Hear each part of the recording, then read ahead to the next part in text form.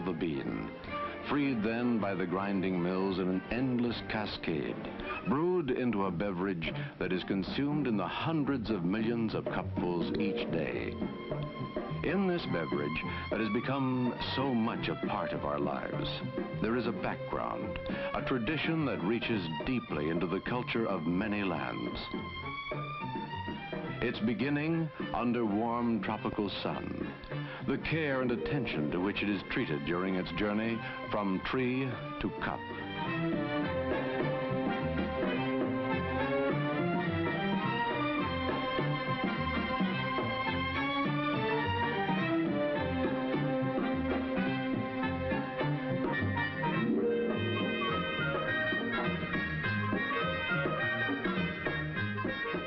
The many processes it must undergo are all devoted to creating good coffee, with its secrets of aroma and body and taste, to which the talents of millions of men are devoted during their lifetime, to which tradition, rich in the lore of centuries and faraway places, sets its fine hand to bring these three elements into precise flavor. The tastes of fine coffee extend over a wide range, but for each palate, there is a flavor that is just right. Around the world, they drink this beverage in its many exotic forms. A dream of Paris, expressed in café au lait, a continental favorite, half coffee and half hot milk.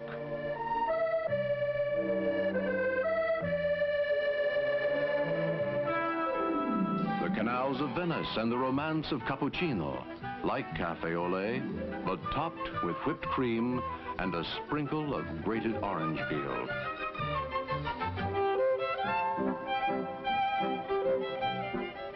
The music of old Vienna in a cup. Viennese coffee, often spiced, but always with a drift of whipped cream.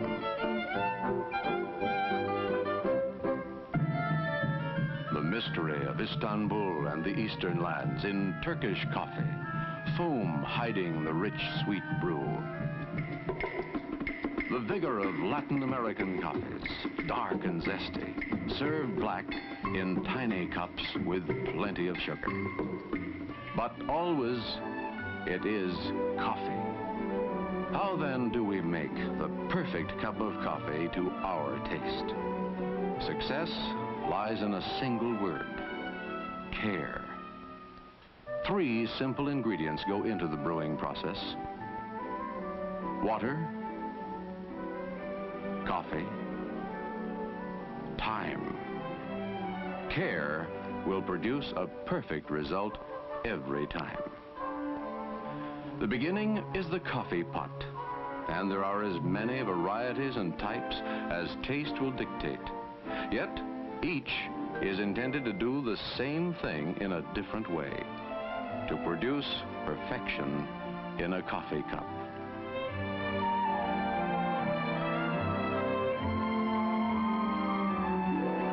To make a good cup of coffee, your coffee maker must be clean, free from all remembrances of that last pot of coffee, ready to begin its work anew, fresh and really clean. Water. Into 100,000 pots an hour, water flows in the coffee-making process. Water. Too much or too little? Boiled first or later, or not at all? For how long? And yet, there is only one correct way. Water, the first element, carefully measured, clean and cold. 3/4 of a measuring cup for each cup of coffee, then brought to a full boil.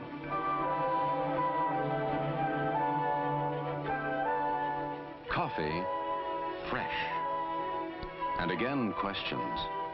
What grind? Percolator, drip, or fine? How much? Coffee, the second element.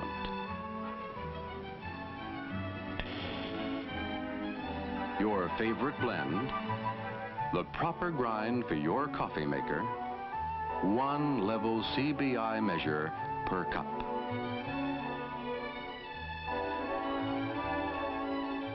This, found in many homes, is the same as this, a Coffee Brewing Institute approved measure. So whether you use one or the other, the measurement will be the same, and it will be accurate.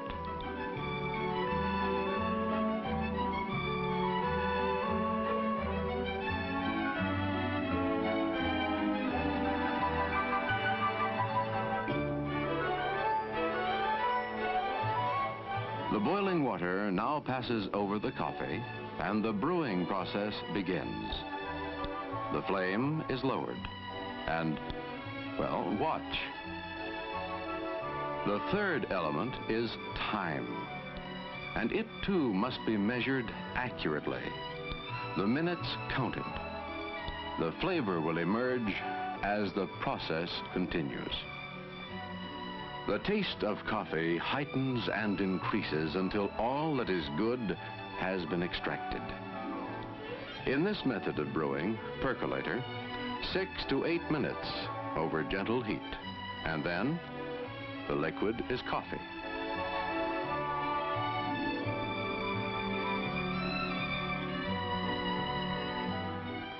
From these grounds, there remains nothing more to gain but bitterness. No amount of cooking can extract another ounce of good taste, not another iota of good flavor.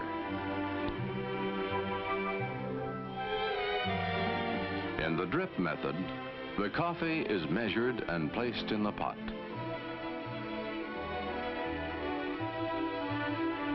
The water, carefully pre-measured and brought to a full boil, is poured, still boiling, over the coffee.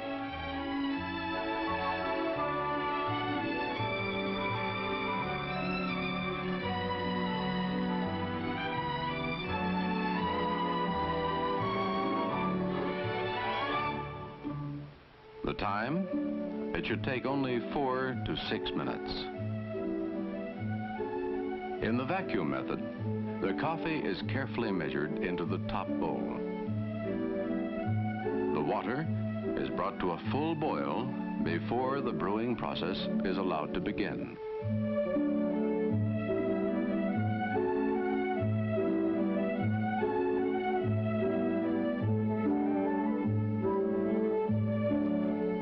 The time? Not more than 3 minutes after the water and coffee are in contact.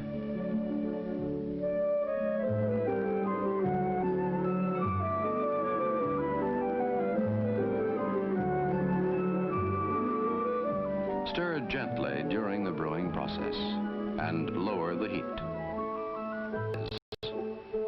Like all good secrets, its simplicity is its magic.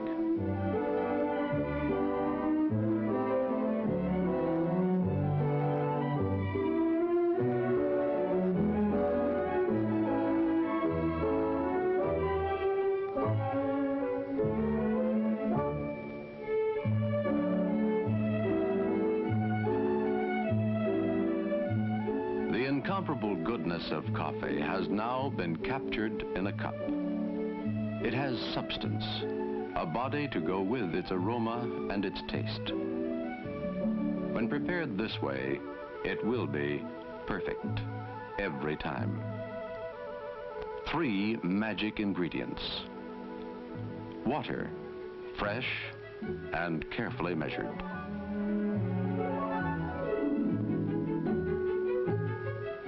Coffee, the proper grind and carefully measured. Time, carefully measured.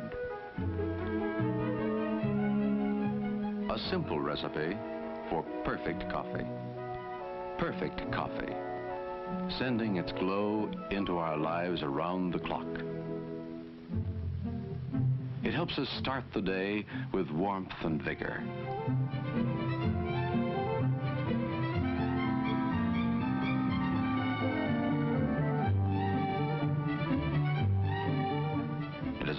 spur to the morning's work.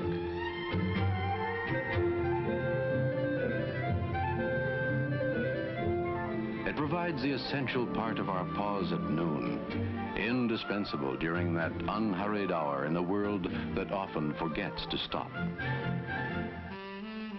In the romance of evening, when young dreams glow softly, coffee is always a perfect companion. And after dinner, it is at home in any setting when good taste is important. In the end, it remains a simple thing, easy to attain, well made and well enjoyed. A good cup of good coffee.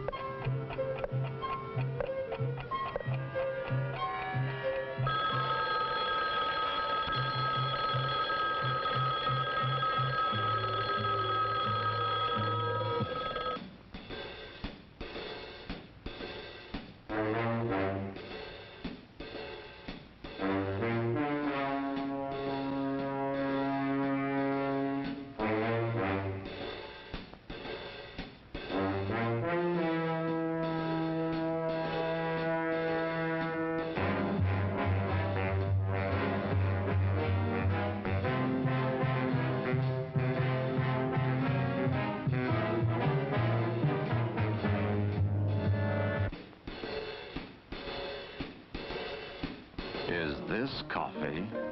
Well, no. This is coffee.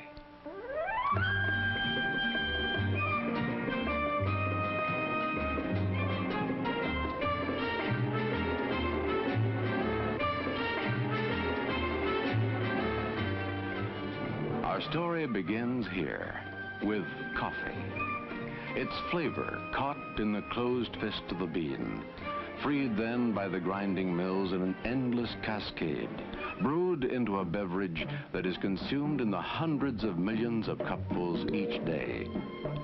In this beverage that has become so much a part of our lives, there is a background, a tradition that reaches deeply into the culture of many lands. Its beginning under warm tropical sun, the care and attention to which it is treated during its journey from tree to cup.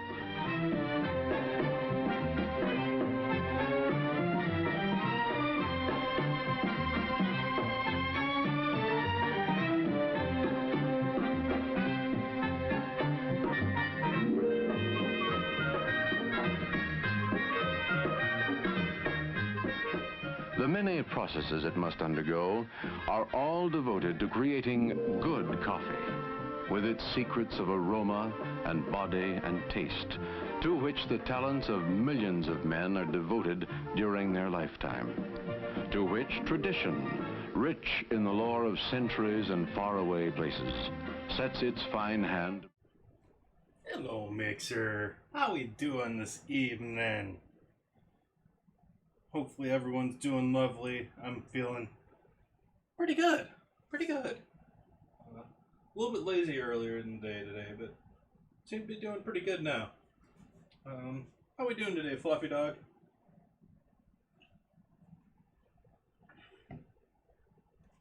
So, this bowl has not really moved since last night.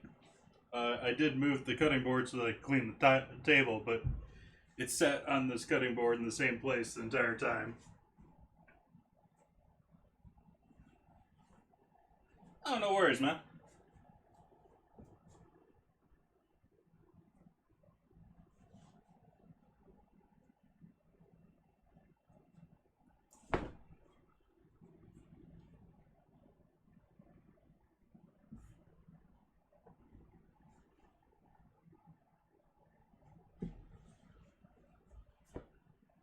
And so we have our no-knead bread. We have oven I need to turn on here. Need to get our oven preheating.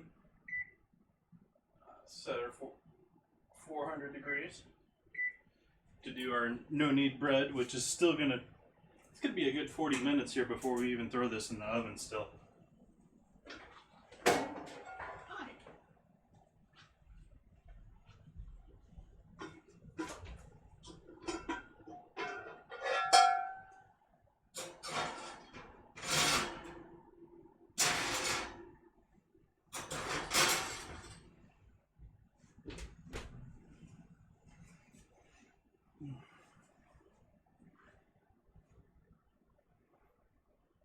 Yeah, I do that all the time. I usually have to close my bedroom door so I don't set off the smoke alarm. It's not that I'm like creating that much smoke, it's just house alarms and all that are set so much more delicately. And I'm used to having like a proper hood vent and all that good stuff. How we doing tonight, Kirby? So, no knead bread. This has been sitting here chilling. If you looked at my Twitter earlier, I put we've got 100 grams of AP or 100 grams of bread flour, 300 grams of AP flour, 8 grams of salt, 1 gram of yeast, and 300 grams of cold water. Mix that all together until it just made a sort of nice dough. And this is what has now resulted here after chilling out here on the table for this long. And we're going to give this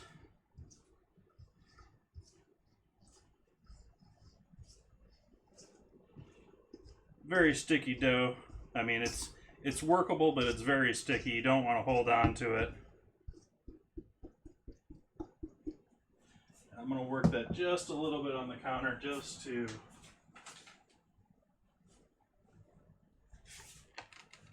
I am doing quite lovely tonight.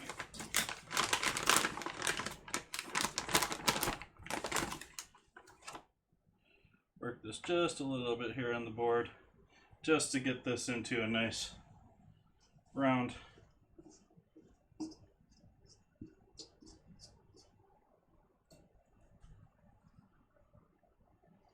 Work that yeast just a little bit by pulling and stretching.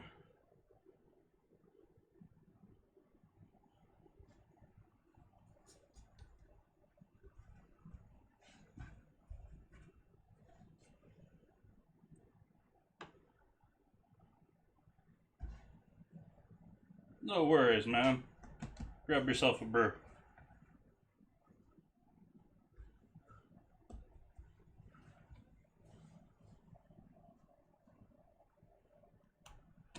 And so we're just going for a basic sort of bowl shape here. So that'll work nicely for right now. Just sort of want to pocket everything in together. Make it all nice and pretty.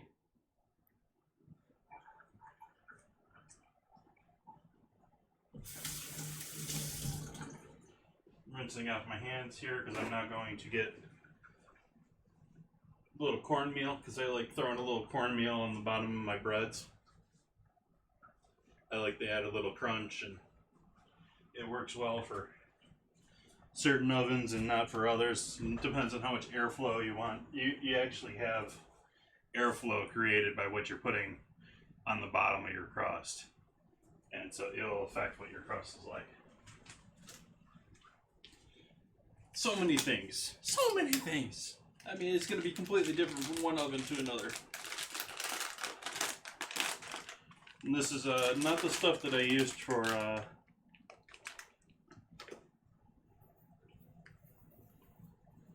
making polenta the other day. This is a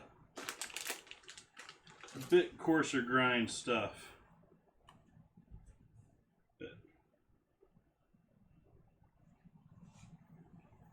I'm putting quite a bit down here on the bottom of this, where I'm going to think the bottom of the bread's actually going to be.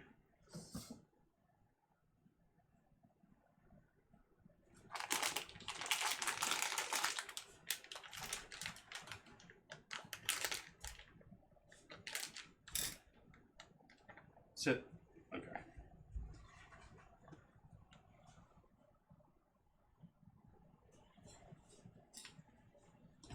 So I'm just going to take that. I'm going to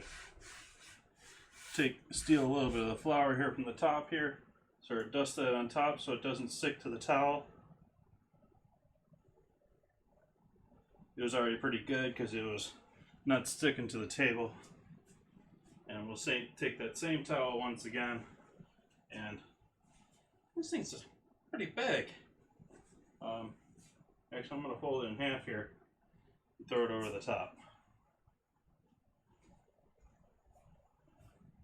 Just to keep any bugs away, keep any too much air. I mean, I've got fan blowing here, but you don't want it to get too much air. And we'll let the yeast do its thing one more time. And maybe puff that out just a little bit more. Definitely smooth out the folds and all that.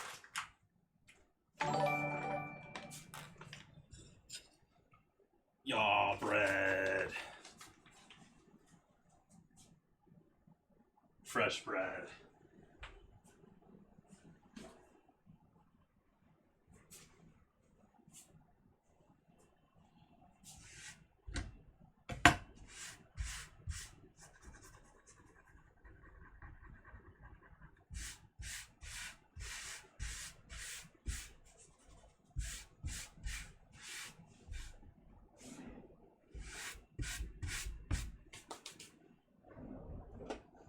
Let's give this whole thing a little bit of a wash up here since we're getting started.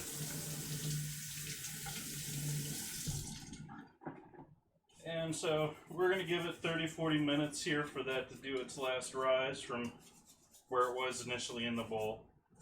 And that'll allow the oven not only to come up to a full 400 degrees, but it will make sure all of that metal is nice and totally and fully heated through. Because one of the premises of no knead dough is how much moisture there is in it, and you're trapping all that moisture inside of that. In my case, I've got that cast iron. Many people use some other type of Dutch oven. I'm forgetting the names, commercial names now.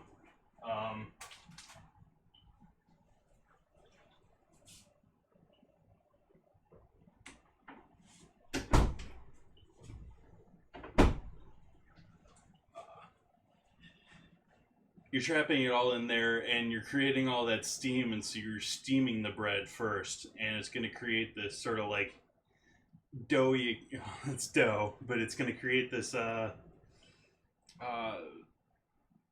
very tacky, very skin to your loaf in that first part of the bake. And then take the lid off, it's then going to quickly brown, and that's going to greatly increase your browning because it's all the broken down starches on the outside of the bread.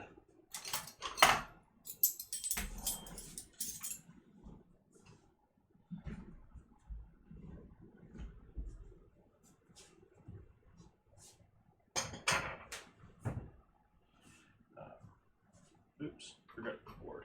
But we can get the beans going here too. We got some definite smoke going here. I'm going to turn the fan on high. Let's see. Gonna mute that second mic too. So, sorry, it's gonna be a little bit louder now because of the fan, but I've got that much smoke that I gotta do that.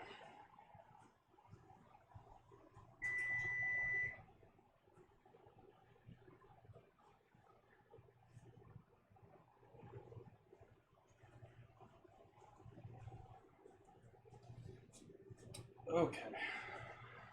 Put you over here. Get to you in a minute. We need to get beans on.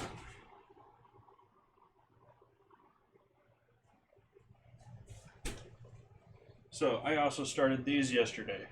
These have been sitting here in a pan. This was originally 1.5 cups. This looks more like 3 cups now. They've done a good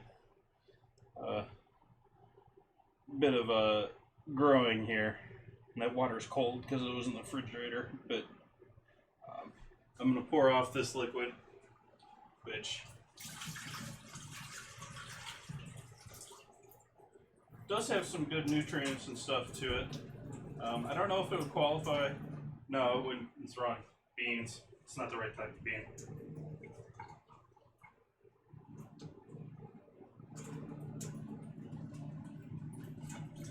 I'm not going to get rid of all the water here, but I'm going to try and get rid of most of it. And so this is going to go on the stove here.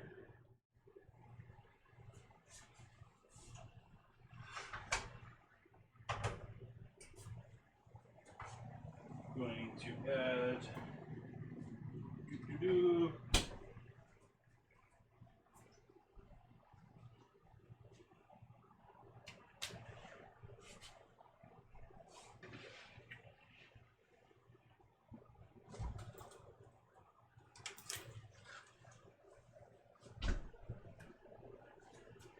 pork stock, which I obviously forgot to defrost.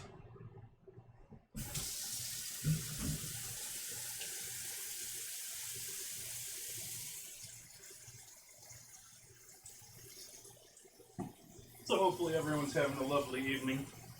Anything new, anything exciting happening?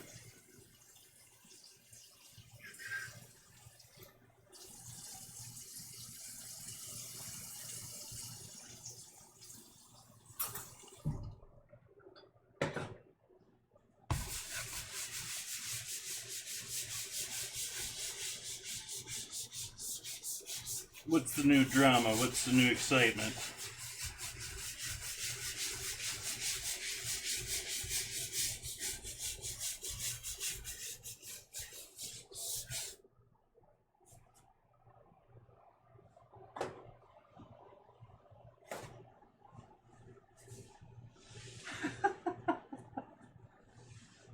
So now you gotta wait another 5 minutes?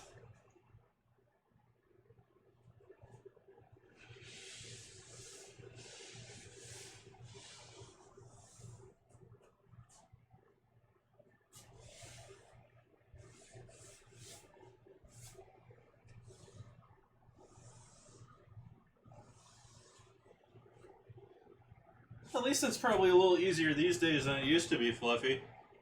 I can imagine it would be pretty hard if you had to go store shopping right now in order to find something.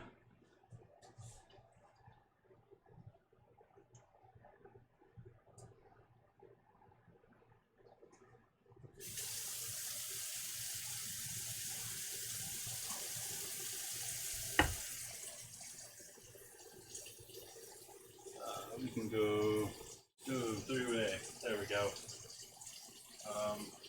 I'm just warming this stock up enough until I can get it out of the bag here. I'll use the stove to really defrost it.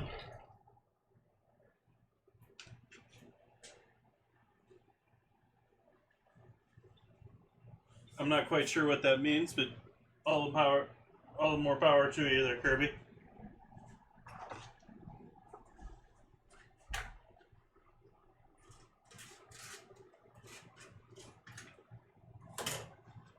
I'm just going to toss this whole thing in here.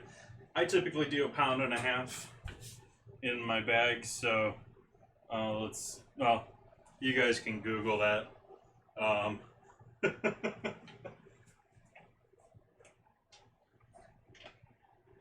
Or you guys can Bing that.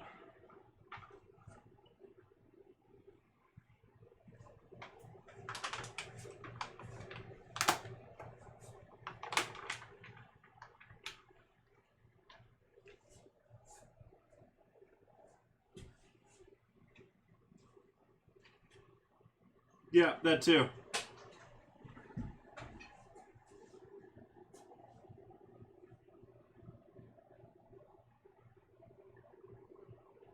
I can absolutely see that too, because it depends on the animal to animal.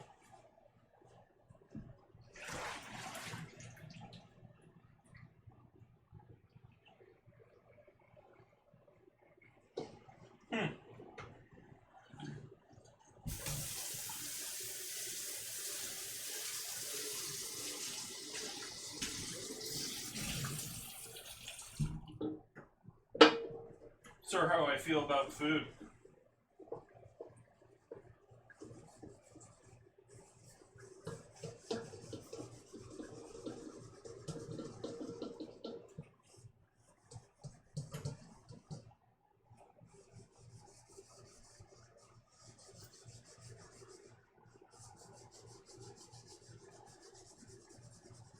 That's good.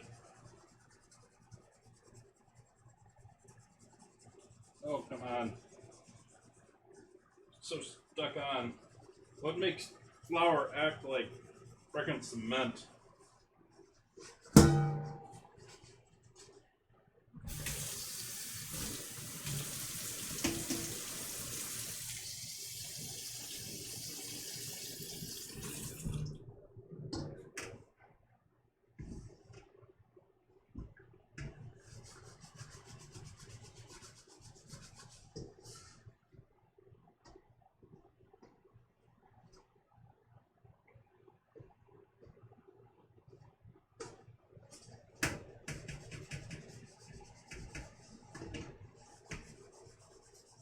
Still smoky.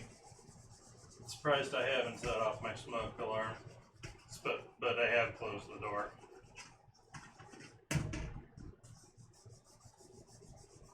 Not sure what's smoking. I should probably take another look in the stove and make sure it's just my pans in there.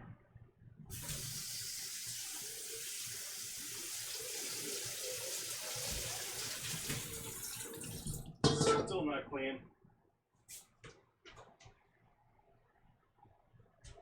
Yep, it's just my pans.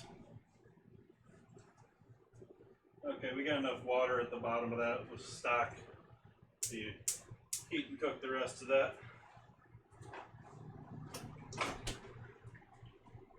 And we got one of my leftover hocks. I'm not going to use one of my new ones for this dinner. Scissors, where'd you go?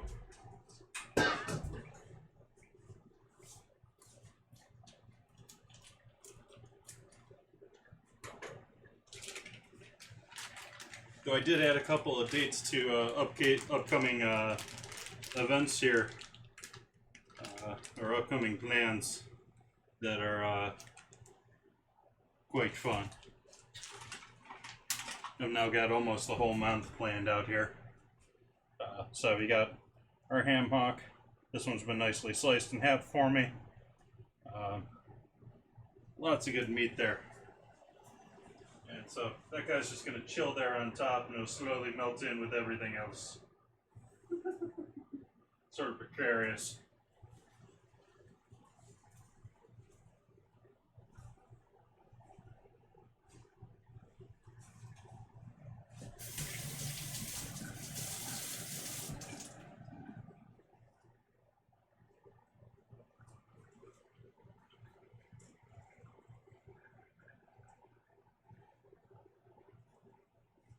Oof.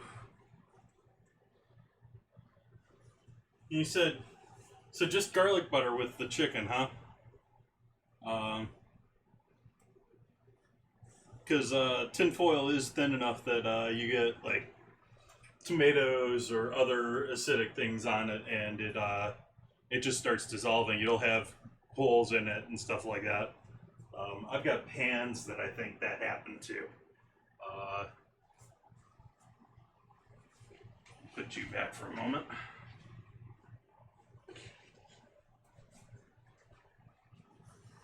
This guy.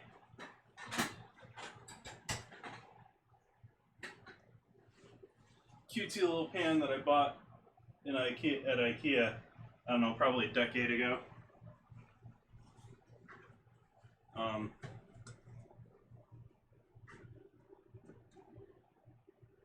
Has a hole that just developed in the side of it. Let's see if I can get that close enough. You can actually, I mean, I've been keeping around thinking it's a nice metal pot. I could use that for like a planter or something. But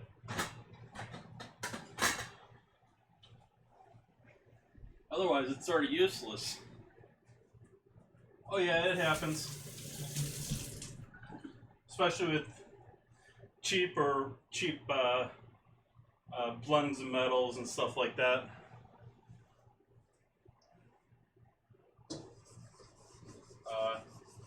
Olive Garden actually pretty notoriously does not salt its water for its pasta because they believe that salting the water does too much damage to their pans versus the value of it.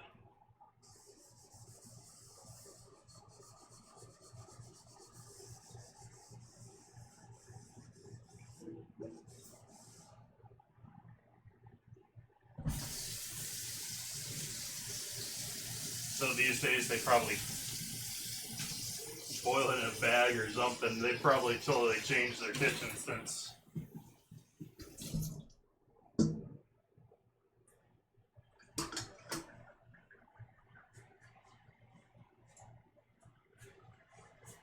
Be right back.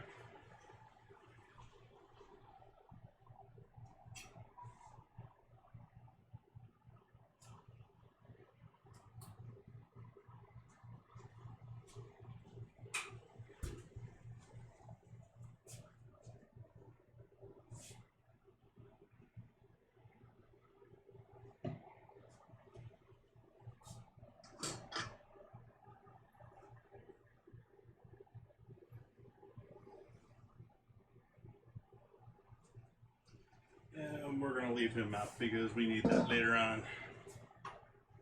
We'll need that later on.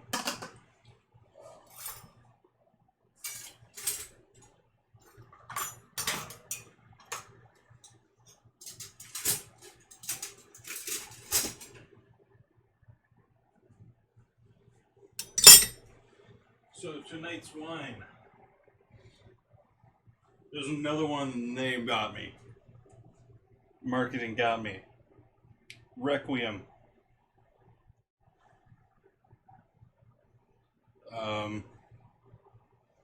Cab Sav. 2016. Actual year. Not a recent year. In Columbia Valley. I haven't had a whole lot of stuff out of Washington, much less Columbia Valley out of Washington. So I wouldn't have a good comparison of other wines in the area. But I like Cab Sav. I've been drinking quite a bit of Cab Sav on stream.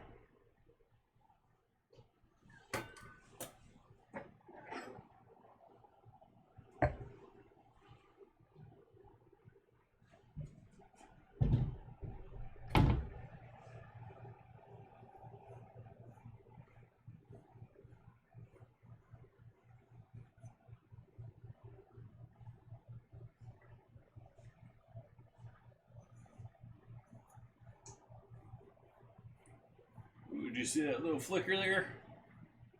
That's not promising there. My freezer's been clicking on and watching those lights flickers. Not enjoyable. Don't like that. Oh hey. My captions are still not working. Lovely.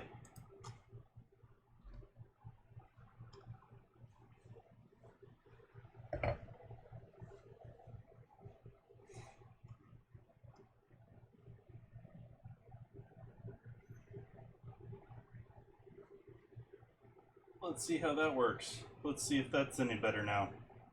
Well, it looks like it's connected now, but it's still not giving me. I think it's connecting to the wrong mic on my browser, even though I've got the right mic. I'm not 100% sure why it ain't working.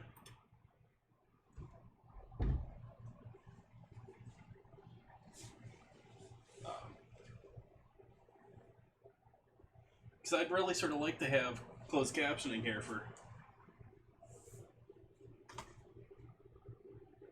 people who just want to mute and chill out or whatever. I don't really care about the stats.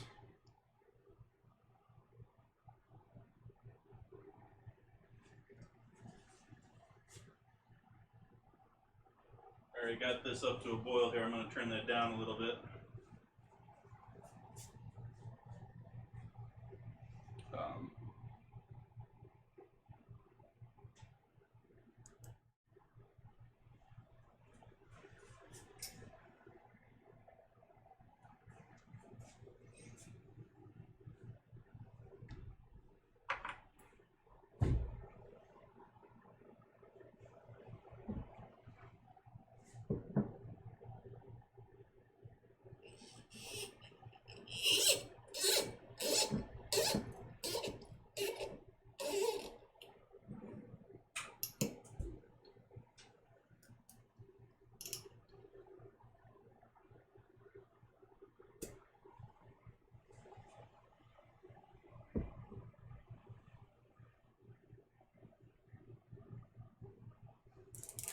Looks like a real cork. Looks like a whole real cork. Interesting. Nice. Looking more and more promising here for a quality product. I don't know if I really got that across for people. Is one of the reasons that I'm looking at corks is, you know, how much the business actually pays attention to details or how much they're just trying to sell me something.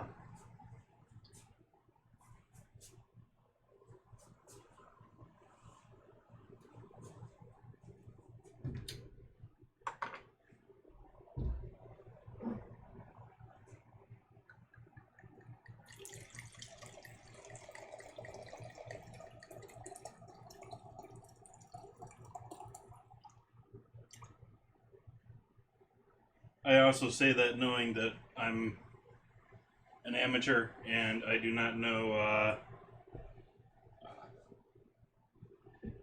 the sciences that we are now developing when it comes to this. The very high-end wines, they could have specially designed particle corks and stuff like that that are designed specifically for the wines. And that is entirely possible, but I'm sure on the cheap end, what I'm doing is still at least somewhat effective.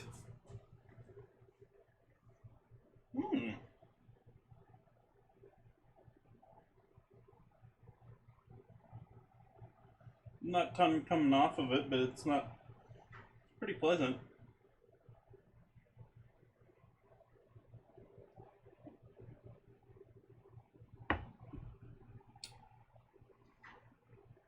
That's tasty. I think I'll keep drinking that. I don't have much to say about what it tastes like, though.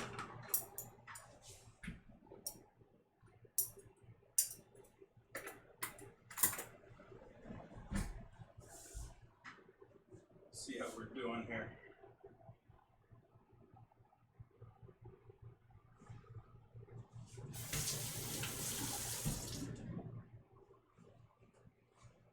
So we got that rolling. We got that rolling. I was sort of hoping to wait on the chocolate chippers here until we got stuff in the oven here. I'm a little ahead of schedule here, or off schedule. Schedule didn't work right.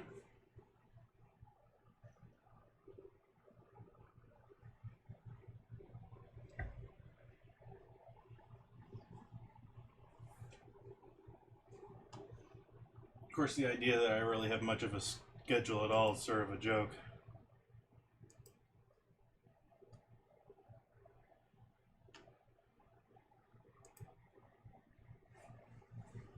I'll take a second and throw a tweet out there that I'm actually cooking.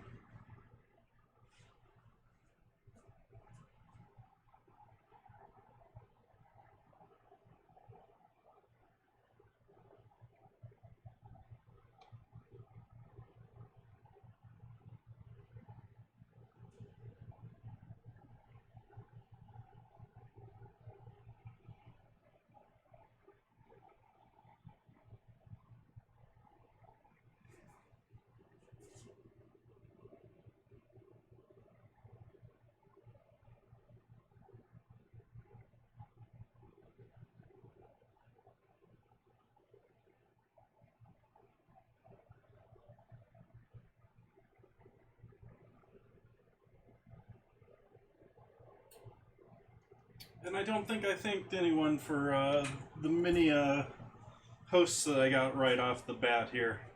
I got a number of auto hosts, but thank you for the other ones we've gotten here recently. Give me a second here, see what we got going here. Oh yeah, that's lovely. That's not giving me info there either. Huh.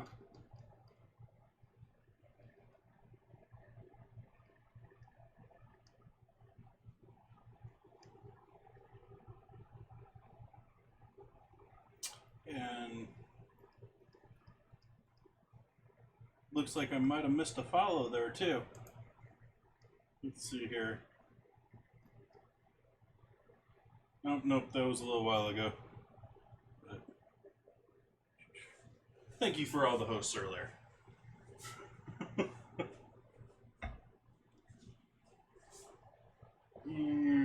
Let's get some butter out, though. I do need to get some butter warming up. Let's get some butter defrosting.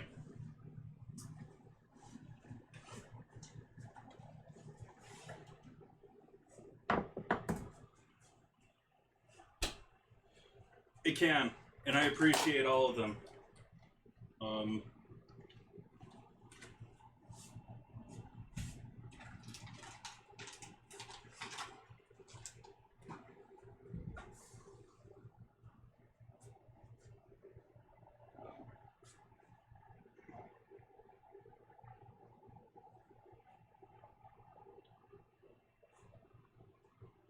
I spend quite a bit of time trying to get my auto host to be somewhat running well and running with viewers that I think won't be offensive, but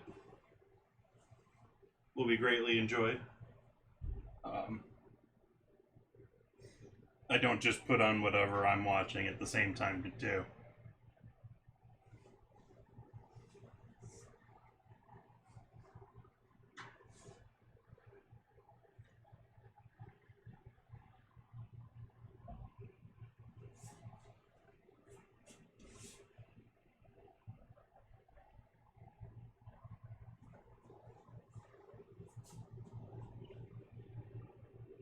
I also sort of like using the auto host for I'm typically got my PC here and I've got my PC in the living room, and then I've got a Raspberry Pi up there.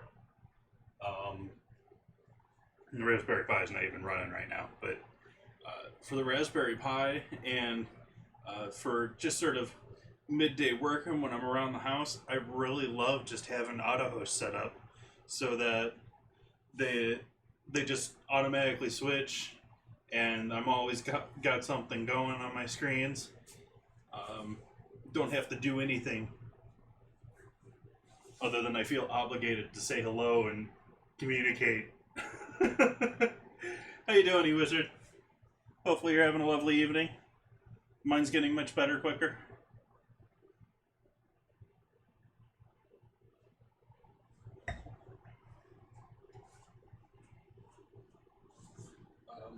We got we got our bread chilling right here, ready to go in the pan basically. We've got the cast iron in the oven warming up along with the oven. We got beans on the stove with a hock and a pound and a half worth of pork stock.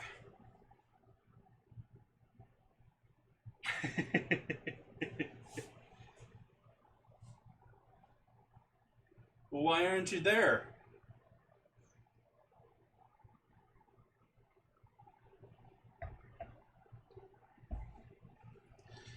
And I'm sort of sitting here and relaxing, but I'm planning on doing some chocolate chip cookies once this butter I just pulled out of the freezer warms up to room temp, and I get that bread in the oven.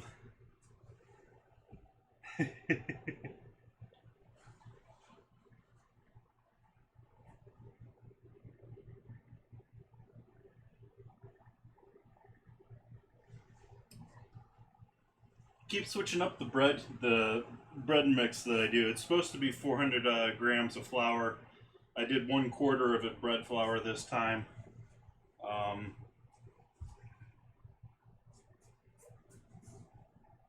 And my dusting flour was bread flour too, so the outside of it's got bread flour.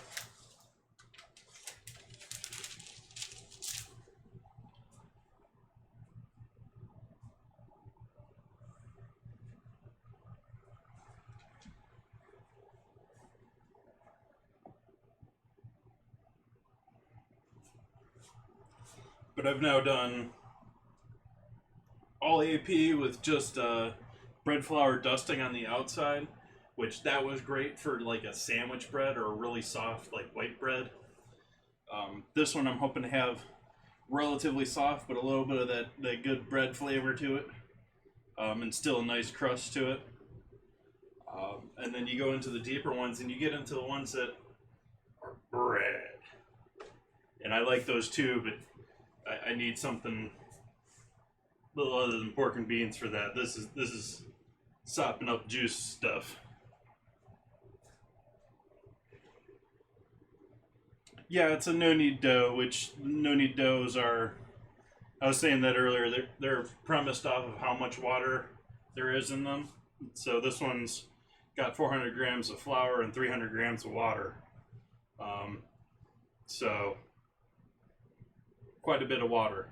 And the whole idea with no-knead dough is you're enclosing it in that container, whether you're using whatever your I'm forgetting the name of this over and over again, but whatever container you're using in the oven, you're creating a steam in there with all the moisture in this dough, and it's also allowing that yeast to move a little bit more freer, so it doesn't need to be moved around as much to eat all the sugar up in the dough and create all the bubbles.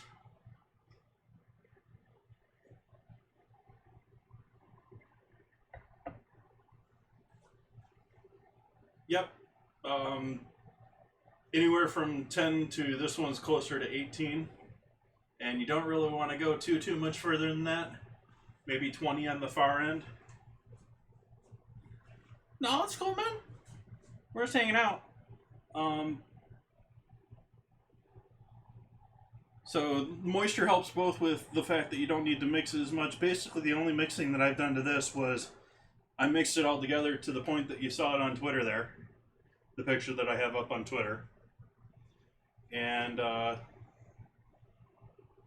then allowed it to that, and then I did a simple four-sided fold like you normally do, where you pick it up, you allow it to fall down, you get it about halfway, turn around, do it the other way, turn it both the other way, and then this is just flipped over on the top, so the folds are on the bottom right now.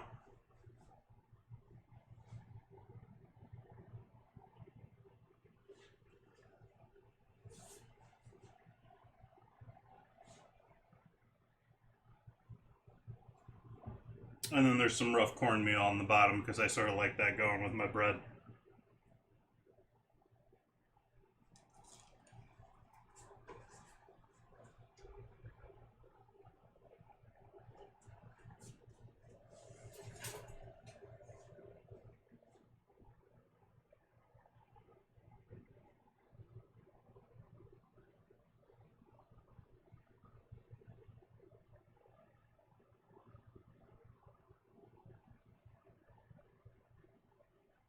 Want to try and get that down mostly down into liquid so it starts all cooking up nicely.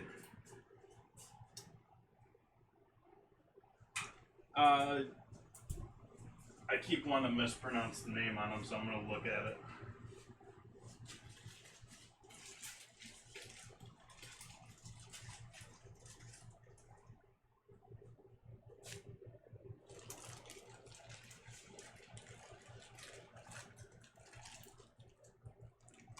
Organic cannellini beans, as they were sold to me by my local produce market.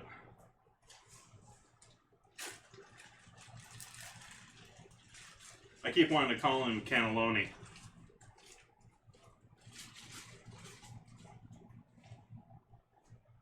But we still have them. I haven't been going nearly as much as I have before, so yeah, I miss them too, but I'm probably going to mine on Sunday. Pretty much all of mine have stayed open, but then again, here in Sonoma, we have a fair number of year-round farmers markets because we have enough vendors that are set up with things that they can last the winter out.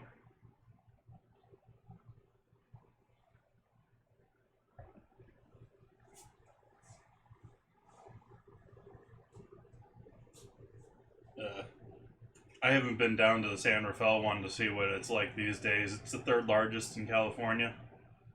Probably fighting for the biggest, largest. And that's on Sunday. I never go on Sunday. I go to the smaller one on Thursday. But on Sunday in San Rafael, and like I said, it's the third largest in California. They have over 300 farmers. That's not over 300 vendors. That's 300 farmers. That's not including everything else.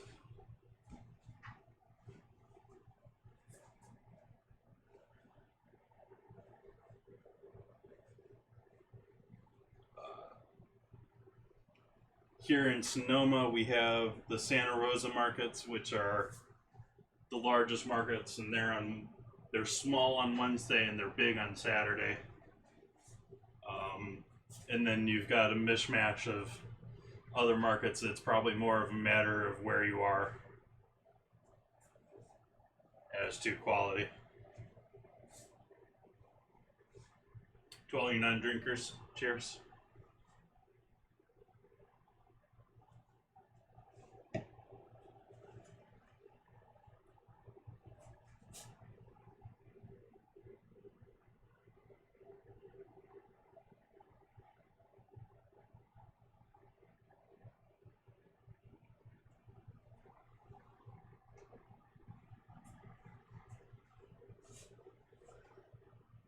They were booming and booming. There's been some things, there's been laws passed here in California that really hurt them in the last couple of years.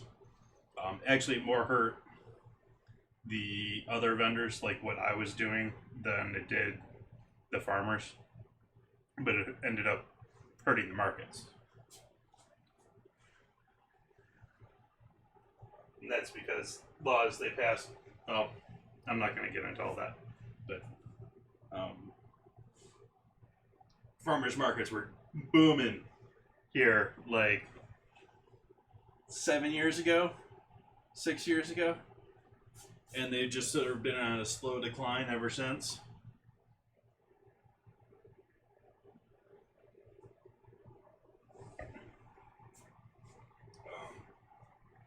There's so much politics when it comes to farmers markets too.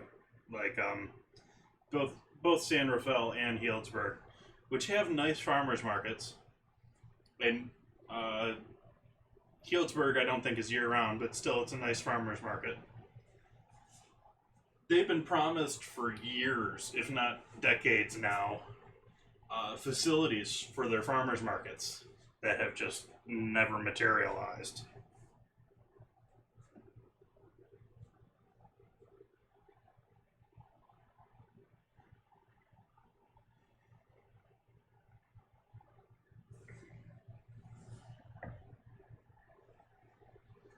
But yeah, I miss my farmers markets. Still think the ones that are open here are like the safest way to go shopping now, other than, well, debatably, other than online. But you know, they can set up with stalls further away because they're open air market. They're not restrained by aisleways and all that jazz.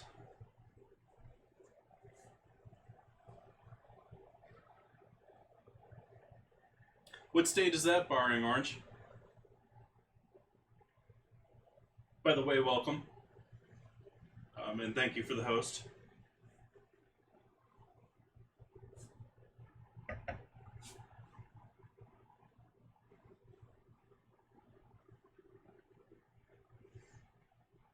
Also know you seem to be somewhat of a regular lurker for me, so thanks for saying hi.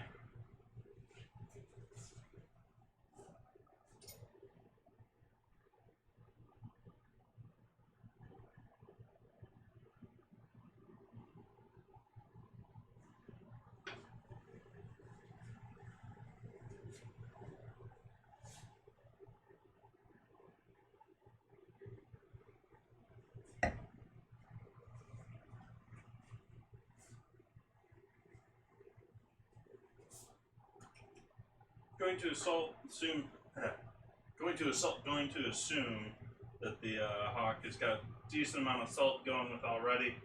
The stock is going to need more, and the beans are definitely going to need more. So, add a couple of pinches of salt in here. Some fresh cracked pepper.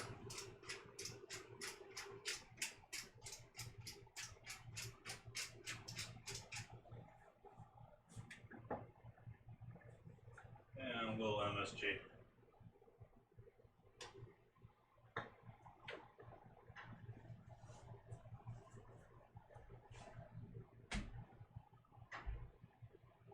No worries, E-Wizard.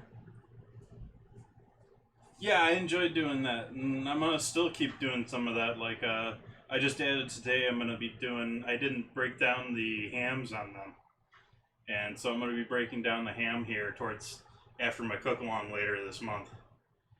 And do a whole bunch of stuff with that. I'm gonna do ham roulettes. I'm gonna do, which is essentially like confit. Basically, I'm gonna take all the fat from the ham and all the scraps from the ham and cook the scraps in with the fat, and then that can be preserved with fat caps in jars. I'm gonna slice a whole bunch of the nice leaner meats and dehydrate in my dehydrator. I'm gonna take the shank off of that, and I'm gonna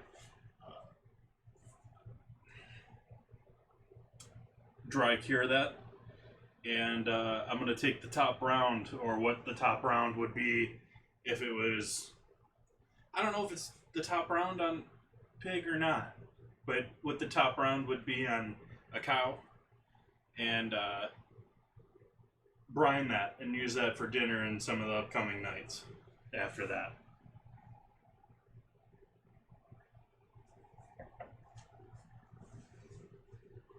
I actually have no idea what I'm doing for dinner that night, but I've got all sorts of other plans that night.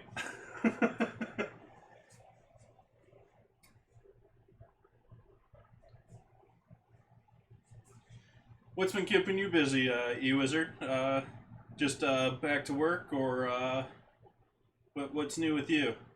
You have a nice new mic, I thought, for doing some streaming. You got your hands on that yet?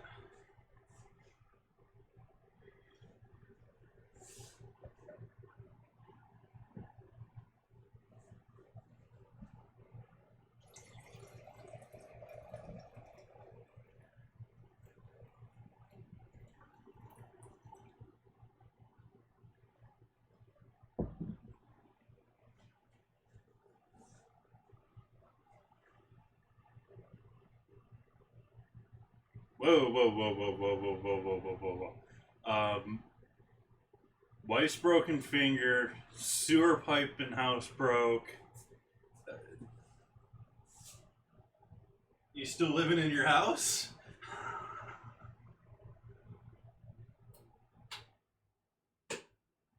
And turn the fan back down low here.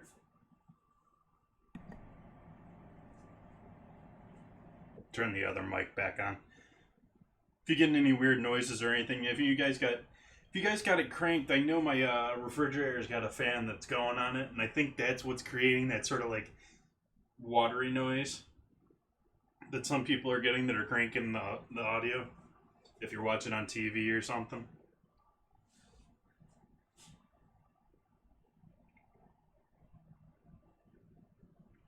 Hey, McLean. Thanks for retweeting me.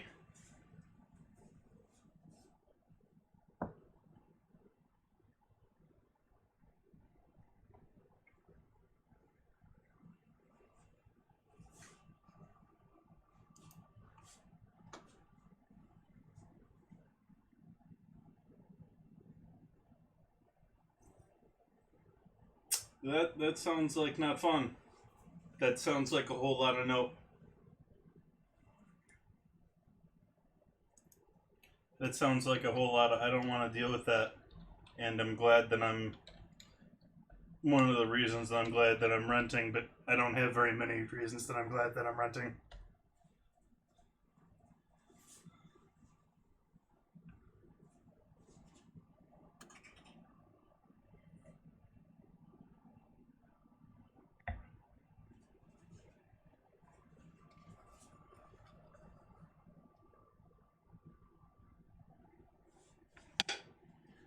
Okay, let's see. Is it time to throw this bread in there? How long have we been waiting on this? I think we're good to throw the bread in there.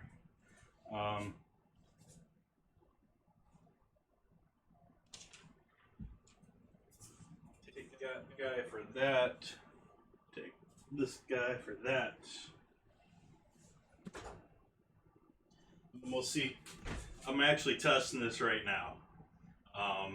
See how this plastisol handles against a hot thing out of the stove.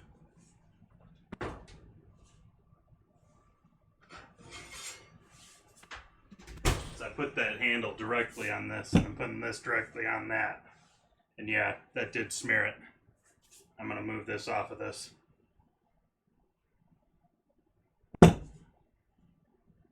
Yep. Hey, what do you know?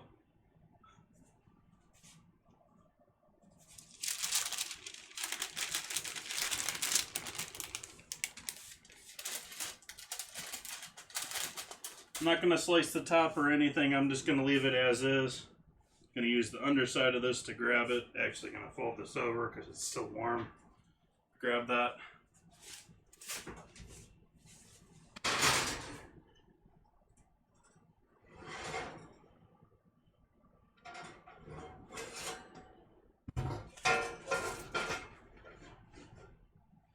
For science, but it makes a lot of sense that it did do that.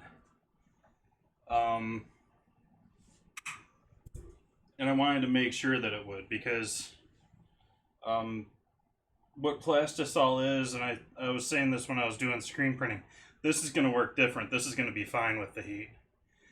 But plastisol, which is this part to this, the brown, the black, and the gray, is literally just plastic. Plastisol is, I don't know what medium it's in, whether it's some sort of like alcohol base or something, but it's literally just ground PET.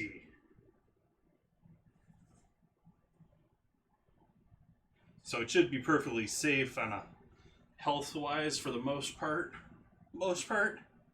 since that stuff's been around for ages already, and they're now finding it and rain down in the middle of places man never touches.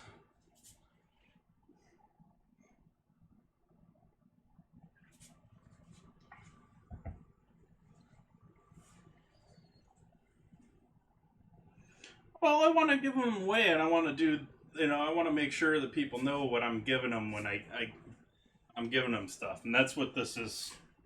I have a nice one, the nicest one of the bunch, hidden away already, but so the nicest of the bunch, at least for the raffle at the end of the month here, is going to go to them, and so, it seems to be washing fine. The logo is staying at this level of darkness with the red, which did fade out a little bit from the initial printing.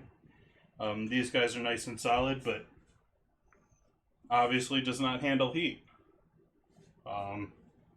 They are huge, 100% cotton. They're a little bit thinner than your average towel, but they're...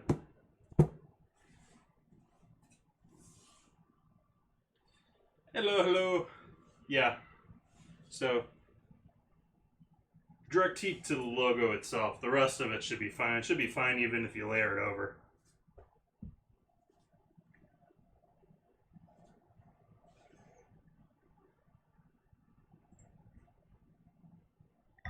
I forget the term for them. There's a term for these.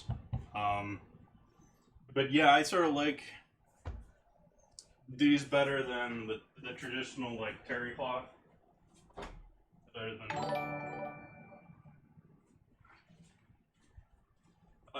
you need 100% cotton for doing screen printing to begin with, but these things are harder to clean. They're harder to maintain. I haven't tested with bleach. That's the next thing. Testing these with bleach. Thank you for the sparks.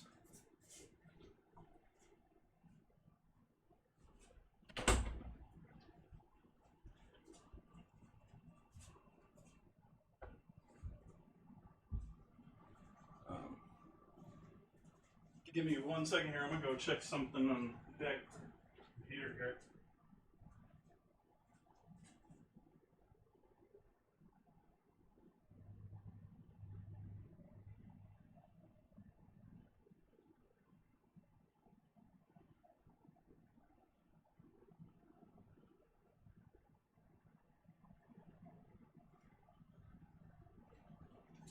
Well, by the end of tonight, we should have at least 12 people able to get into the raffle. And 3 of them able to get multiple tickets. first one's going to be a little bit tighter than the other ones because it's the first one and I'm planning it to be a regular thing. So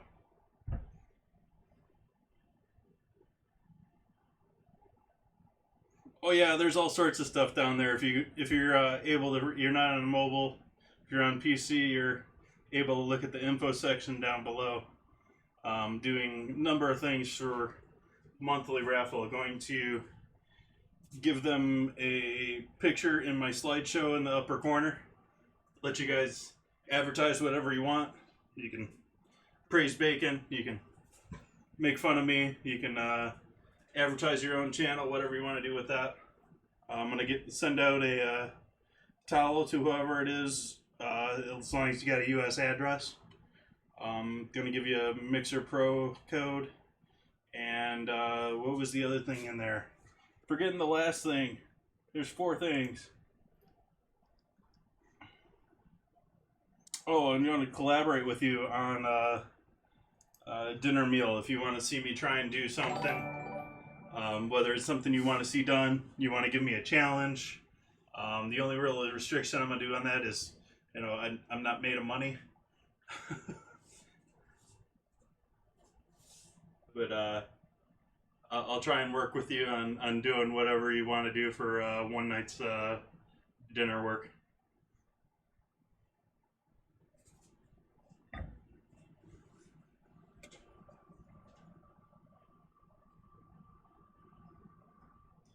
But I think that's going to leave it to the amount of things that I'm doing here, because I've now got screen printing once or twice a week. I've got my cook-along once a month, and I've got the giveaway. And so I think that's sort of, unless I can streamline things much further, that's where we're going to sit here for a little while.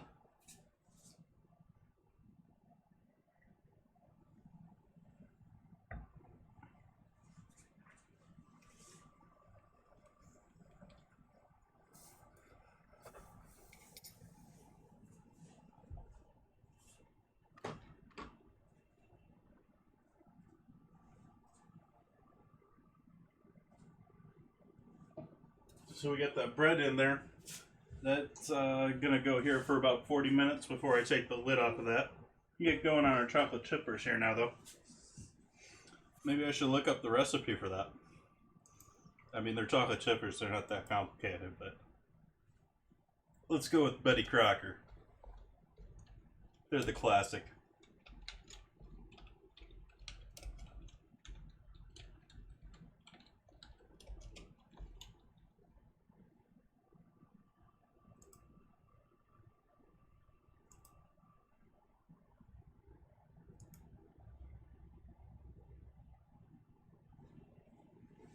Actually, that's a good idea too that I just thought of here. I'm gonna chop an onion here right quick and caramelize that for with the beans.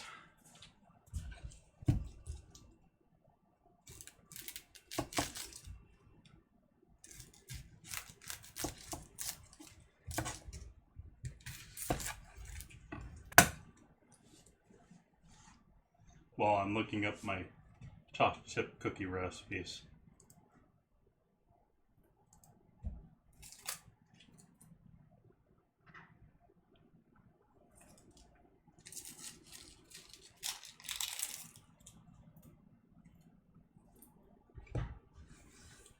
So I sort of got distracted from you there, E-Wizard, if you're still chilling here. So what are you doing with your... What the heck happened with your drain?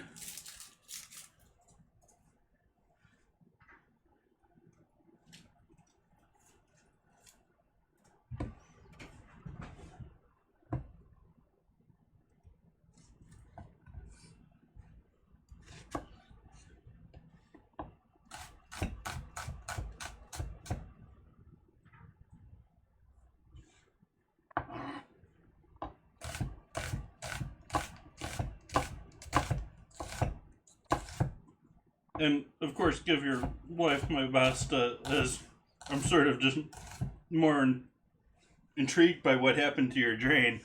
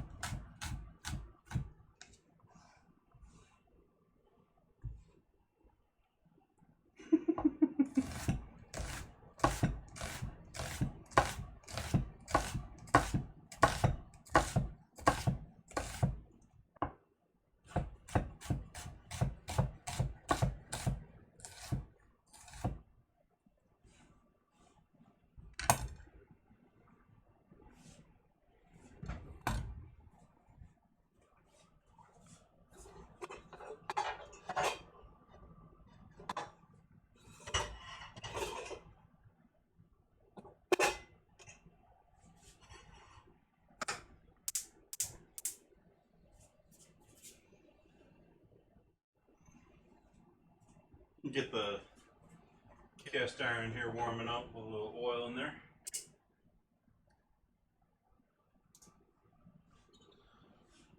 I need to start reminding myself to use lard instead of my veggie oil, just because I need to use up the lard. I'll use up the veggie oil, but I don't want to have to buy more veggie oil.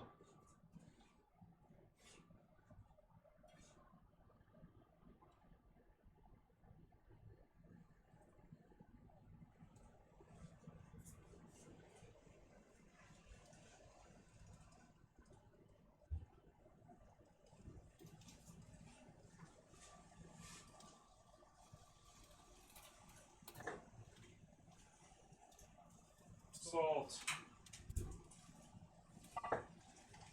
Pepper.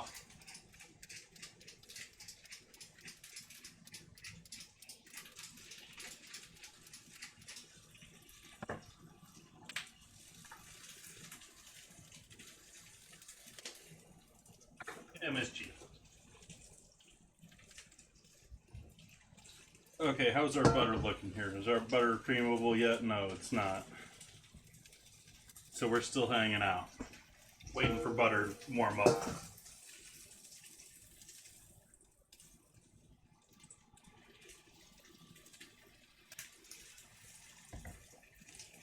Hasn't caused any serious damage to the place or anything, has it? Yet. I mean, I'm sure you're going to probably have to dig up stuff.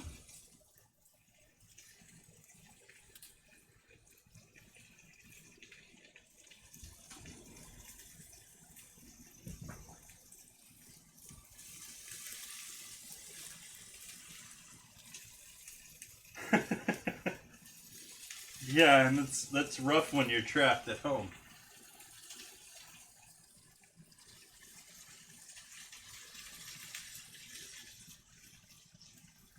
Well, depending on what you're smoking, I don't think it's going to help you motivate you much.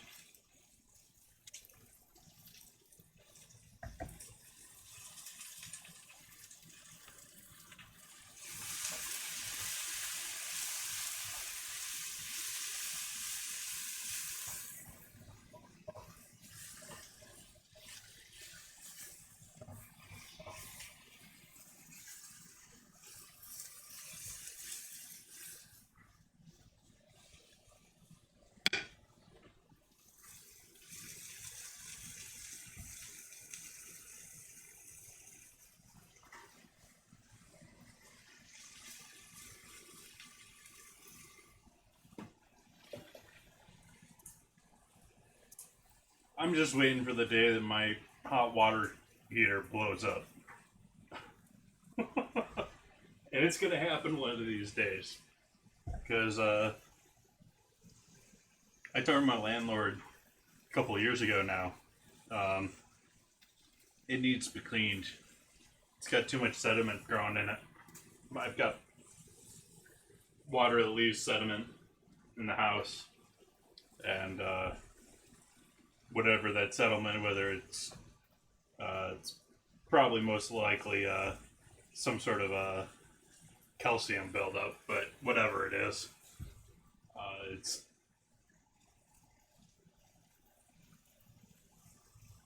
well, yeah, I've been living here over 10 years, so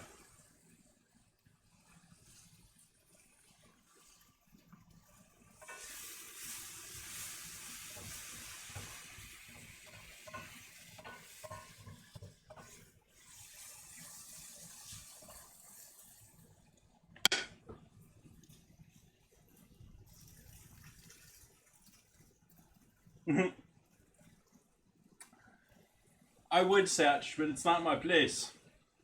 If it was my place, I probably would have placed it a long time ago because it's horribly designed. I never would have put it in the way it is. Then again, I don't know California laws for buildings and all that, but I think it's sort of ridiculous that you build a hot water heater that's designed to retain heat and then have it exposed to the outside.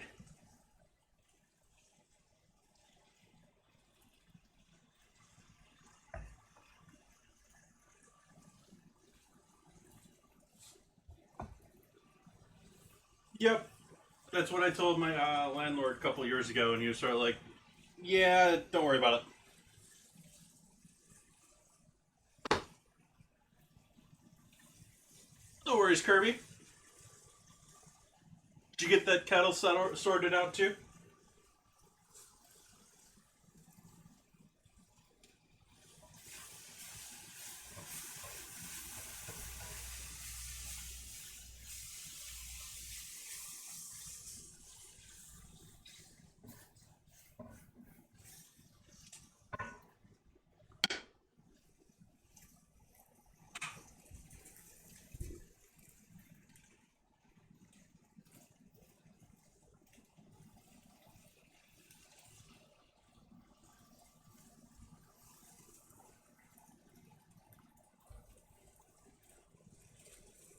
The water that I have here, even though, like I was saying before, it does have some sediment, it's not the best. Like, at the same time, they're getting it entirely from my city. My city is running all of its own water, um, and or at least it's fresh water, not its wastewater. But the fresh water they're doing entirely solar, and they're pumping it entirely from groundwater. So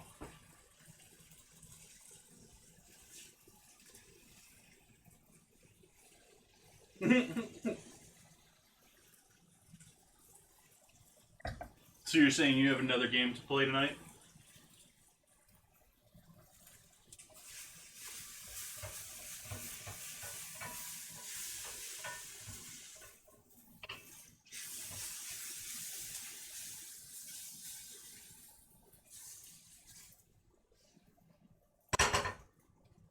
Let's check on these beans here.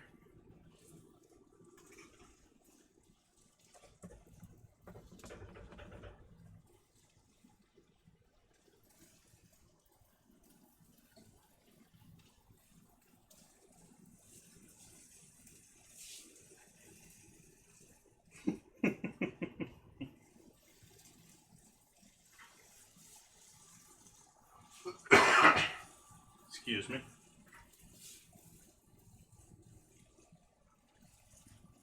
Great flavor. And they're good and close. Not quite there, though. Not quite there. Edible, though. That one's a little bit harder.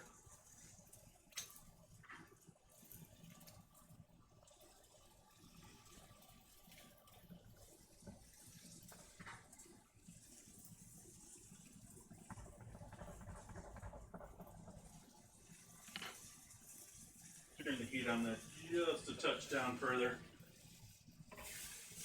Make sure we don't got any stickage here going with the onions. We're going to turn those down too.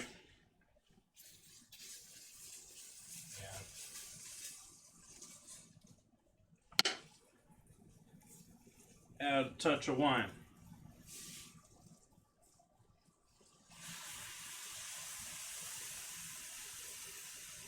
Could add water, mostly looking to do a little steam action there. Add a little moisture to lower the temperature.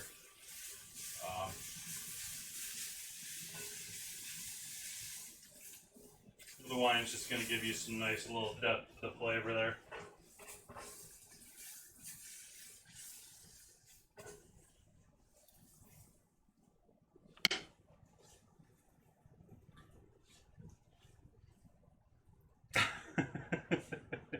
That's another thing that's... Games are just huge these days.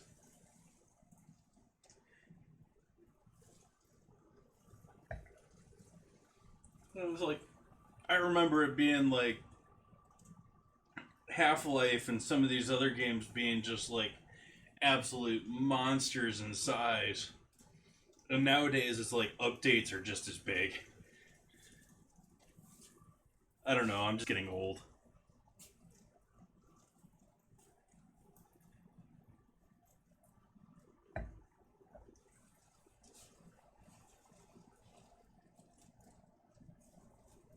Yeah.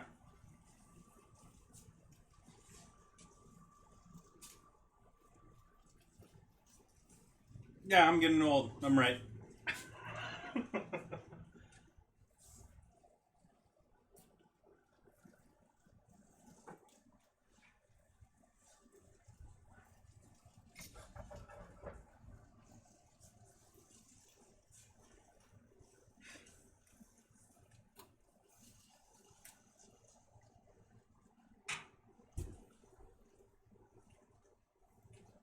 Almost there on this guy.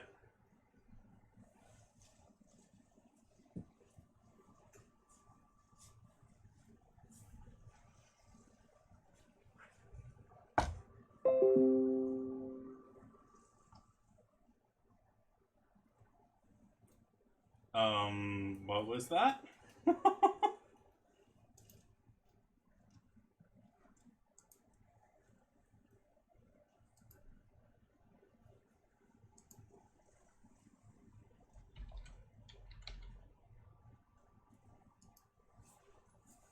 Pretty sure someone just gifted me a sub somewhere. I'm seeing what that is.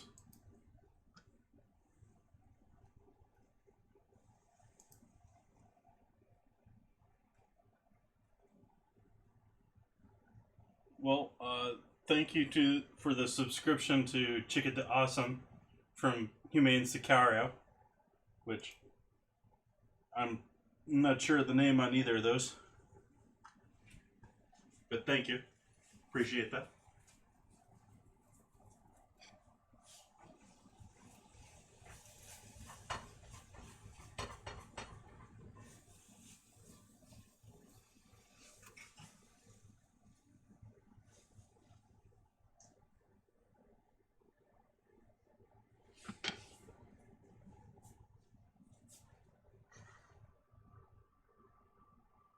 It's sort of weird how I got a notice. I got a notice like it was a Windows notice. Like, I'm sure you guys heard it.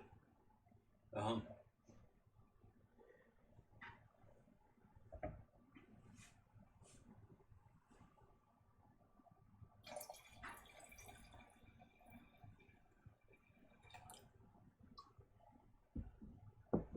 yeah. Speaking of that, I've gotten notices from my app on my phone for Dad Got Game for 3 days in a row now. When, no offense, I have no problem with Dad Got Game, but I don't follow him.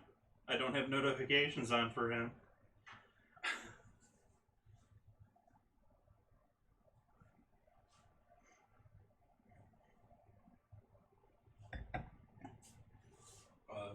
Honestly, I know he's a partner and well-respected part of the community here on Mixer. Though I do find it a little weird that I keep getting notices for him, and I show up in his chat, and he keeps talking about other platforms.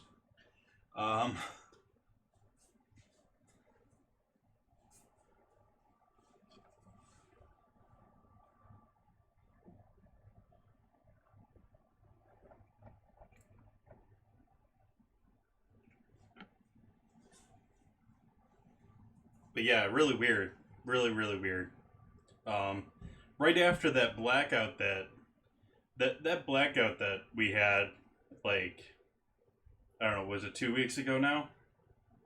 Um, it messed up all of my stuff on my phone. I started getting alerts for like next to everyone that I'm subscribed to, when I typically turn alerts off for just about everyone.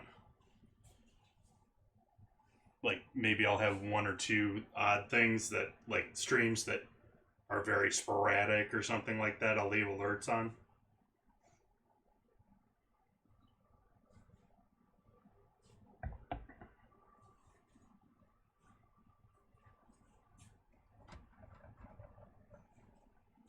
But typically I'm so addicted to Mixer that I'm just watching anyways, and so I'll find you.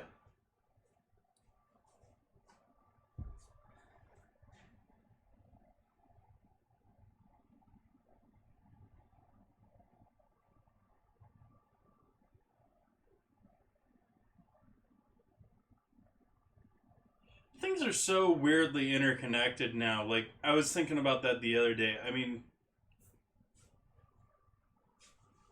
how do you modify Mixer's API at this point, when it's an established system that's being used by how many different Stream Elements, Streamlabs, Pixel. I mean, there's like 20 of them, and to have a knockout, I can see it having issues all over the place. It's rather astonishing to me that it works.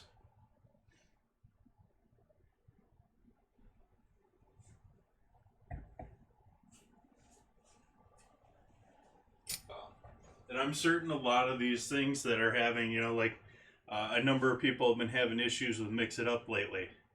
I'm certainly certain it's just them upgrading and toying and Microsofting, to be honest about it, the APIs.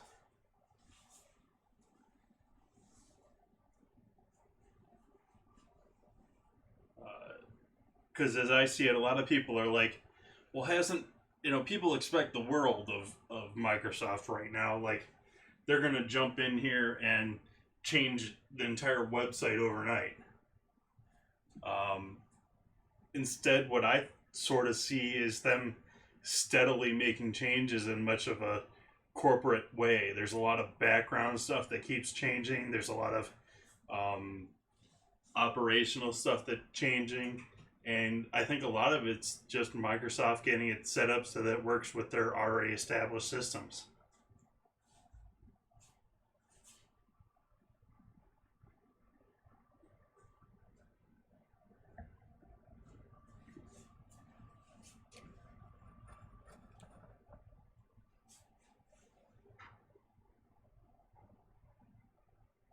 So I got those beans down pretty low here. Just about as low as I think that flame will still stay on. Because that burner does cut out if I put it at the absolute lowest.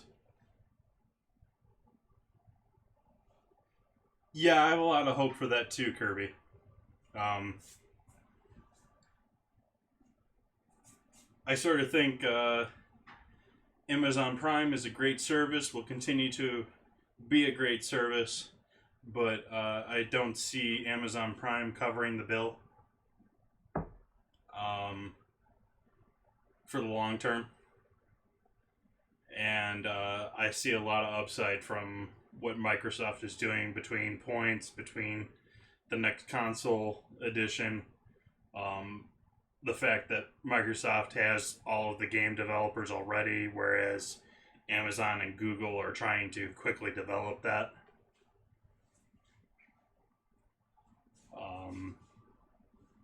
A lot of advantages here that could work out well for them. But I don't think anyone's going anywhere anytime soon.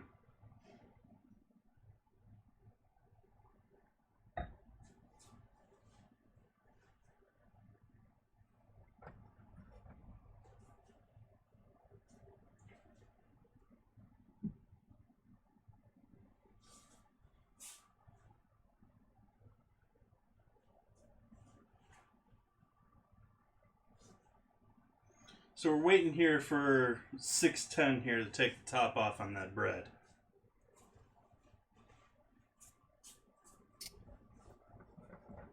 I'll probably pull the pork out of here at that same time. Let's see if I can't flip this guy around though.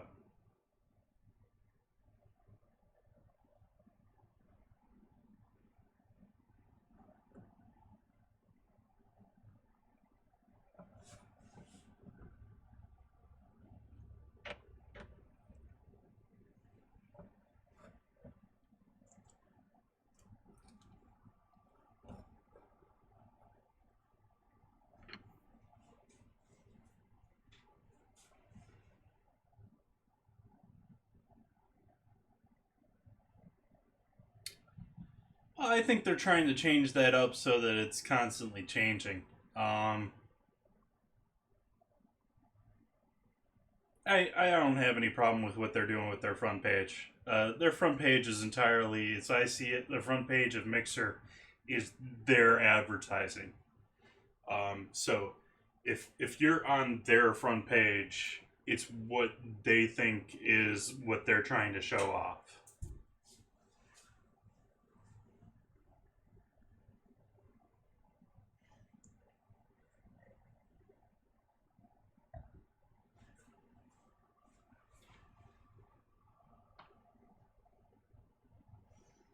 I suspect that's a problem in itself, wizard.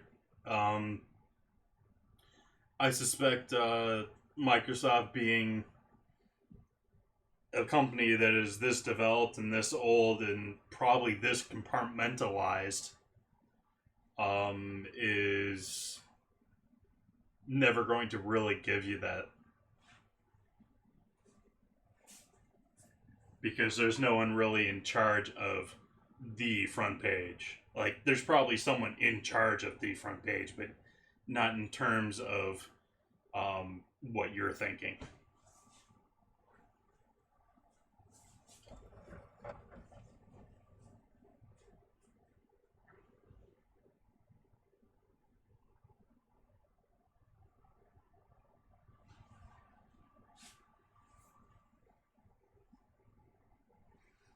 It's more likely you got something like someone who's in charge of up and coming and someone in charge of front page and saying, yeah, I don't like what you're doing with up and coming right now, and yay or nay depending on what's currently planned.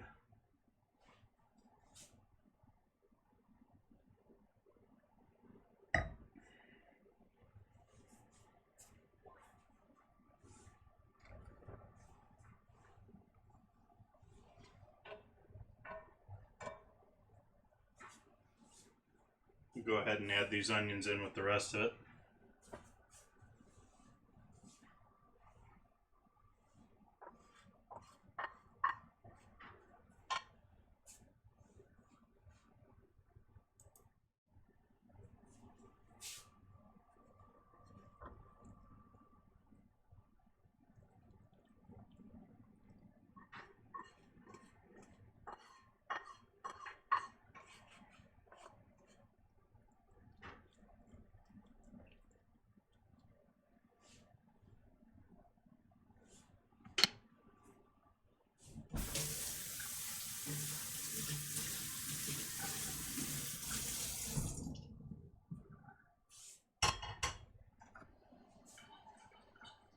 Love cast iron. Just rinse it out, throw it back on fire.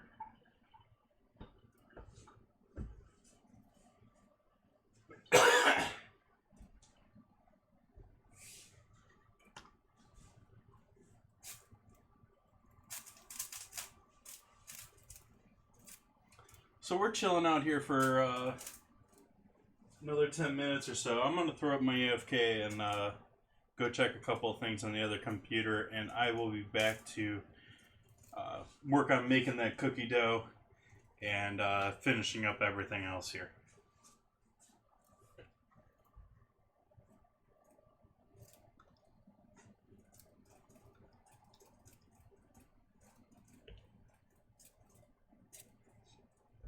Of millions of cupfuls each day. In this beverage that has become so much a part of our lives, there is a background, a tradition that reaches deeply into the culture of many lands. Its beginning under warm tropical sun, the care and attention to which it is treated during its journey from tree to cup.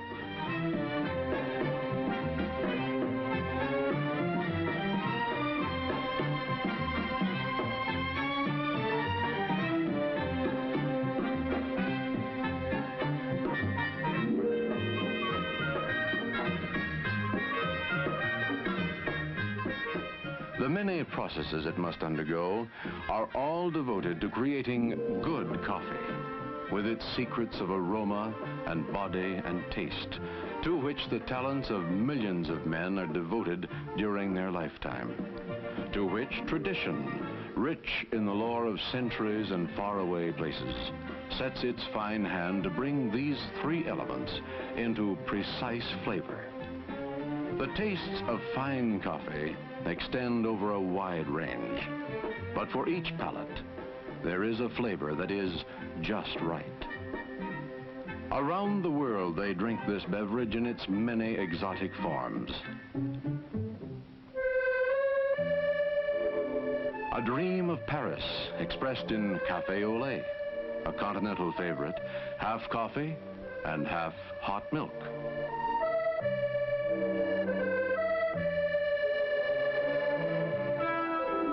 The Canals of Venice and the romance of cappuccino, like cafe au lait, but topped with whipped cream and a sprinkle of grated orange peel.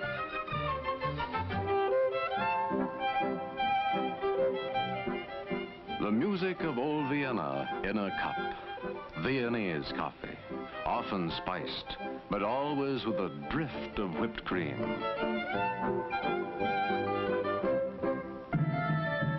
The mystery of Istanbul and the eastern lands in Turkish coffee, foam hiding the rich, sweet brew. The vigor of Latin American coffees, dark and zesty, served black in tiny cups with plenty of sugar.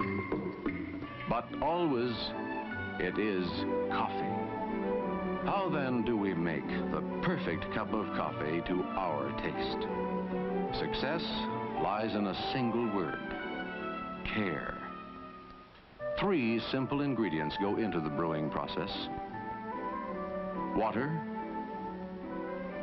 coffee, time. Care will produce a perfect result every time. The beginning is the coffee pot, and there are as many varieties and types as taste will dictate. Yet, each is intended to do the same thing in a different way, to produce perfection in a coffee cup.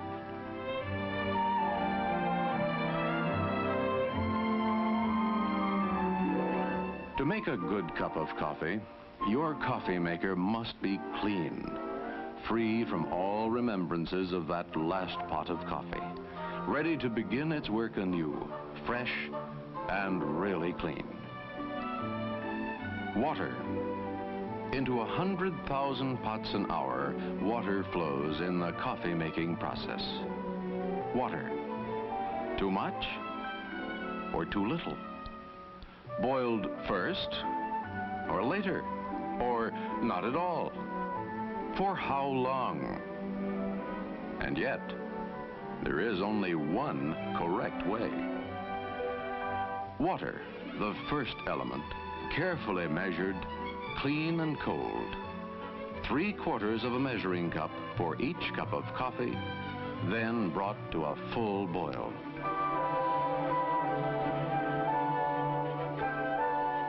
Coffee, fresh. And again, questions. What grind? Percolator, drip, or fine? How much? Coffee, the second element. Your favorite blend, the proper grind for your coffee maker, 1 level CBI measure per cup.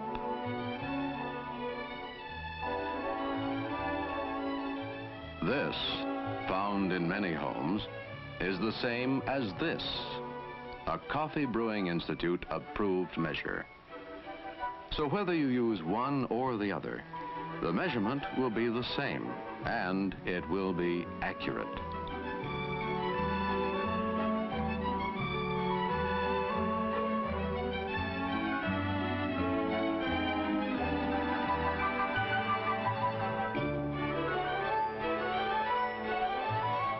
The boiling water now passes over the coffee, and the brewing process begins. The flame is lowered, and, well, watch. The third element is time, and it too must be measured accurately. The minutes counted. The flavor will emerge as the process continues.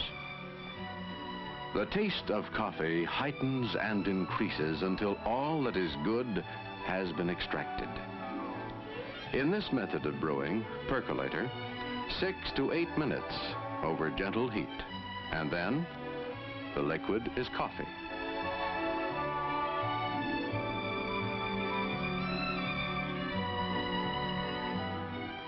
From these grounds, there remains nothing more to gain but bitterness. No amount of cooking can extract another ounce of good taste, not another iota of good flavor.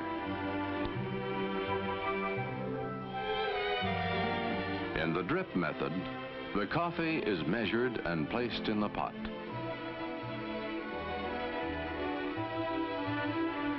The water, carefully pre-measured and brought to a full boil, is poured, still boiling, over the coffee.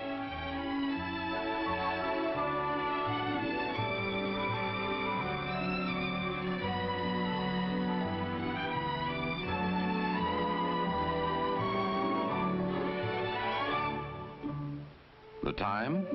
It should take only 4 to 6 minutes. In the vacuum method, the coffee is carefully measured into the top bowl. The water is brought to a full boil before the brewing process is allowed to begin.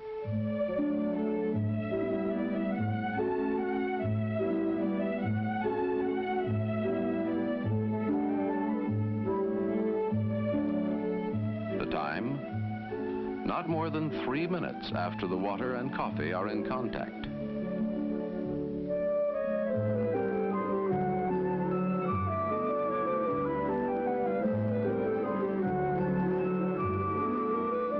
Stir gently during the brewing process and lower the heat. That's all there is. Like all good secrets, its simplicity is its magic.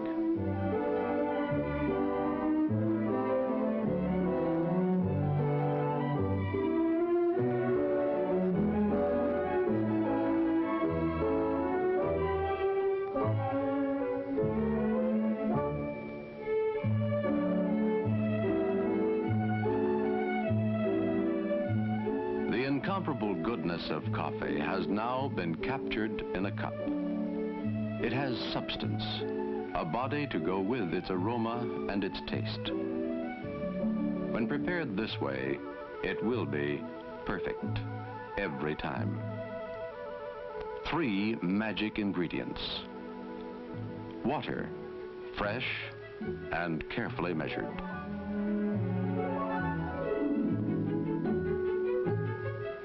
Coffee, the proper grind and carefully measured. Time, carefully measured. A simple recipe for perfect coffee. Perfect coffee, sending its glow into our lives around the clock. It helps us start the day with warmth and vigor.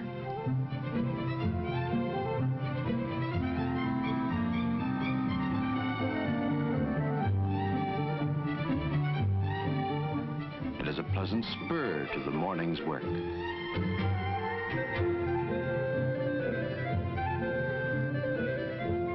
It provides the essential part of our pause at noon, indispensable during that unhurried hour in a world that often forgets to stop. In the romance of evening, when young dreams glow softly, coffee is always a perfect companion. And after dinner, it is at home in any setting when good taste is important. In the end, it remains a simple thing, easy to attain, well made and well enjoyed. A good cup of good coffee.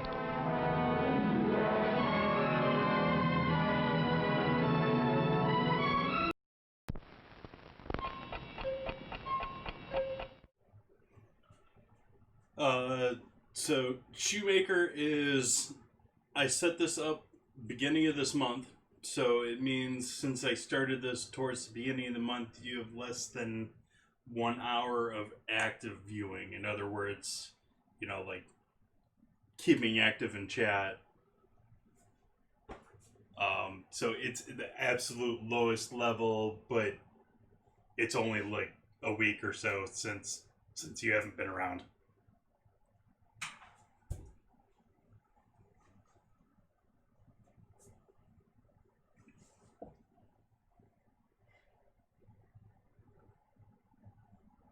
And it literally changes after 1 hour.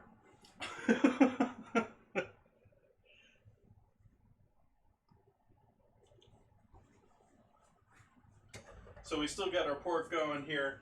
Our bread, I'm going to give that another 2 minutes here before I take the lid off of that.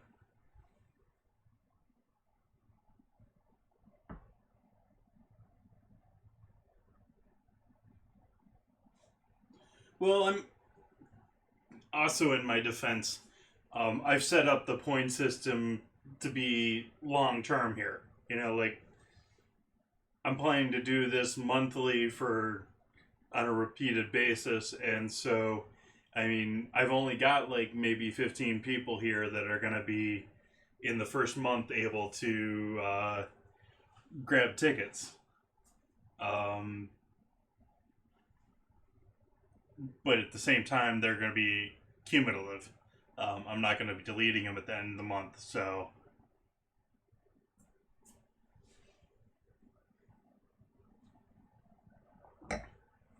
And by the way, I do have another setup here that shows the real veterans. I know how long you guys have been here. I know how long you've viewed. Doe is a more recent creation.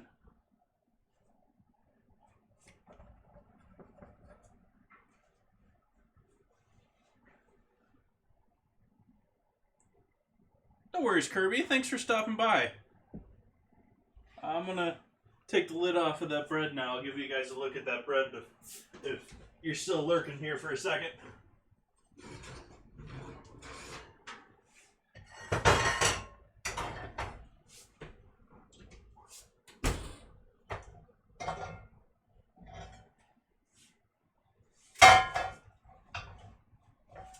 So even with the top on, that's been nice and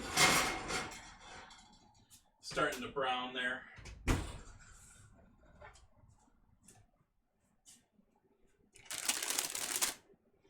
Nice look at that. I'm gonna throw that back in there.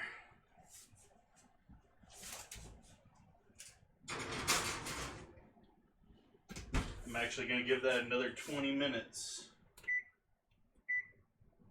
from there. Alright, Kirby. Thank you for stopping by. I appreciate you. Thank you for the sparks. Alright, that's nice and soft, so we'll start on our cookie dough too.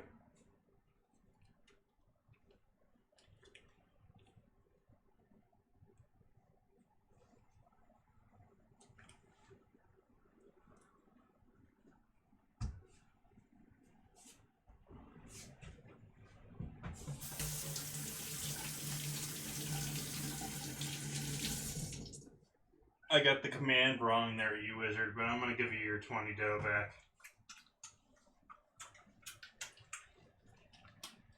Just for willing to be the sacrificial lamb and show everyone else how it's done.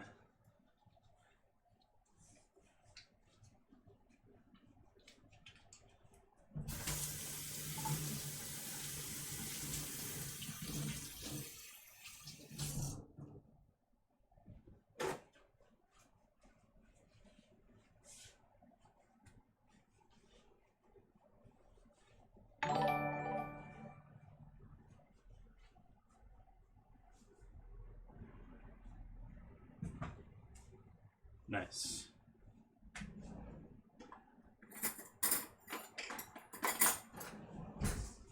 So we'll start, since I don't have a mixer, if you have a proper mixer, this is when you're creaming your butter, making sure it's all nice and broken down, a little bit lighter in color.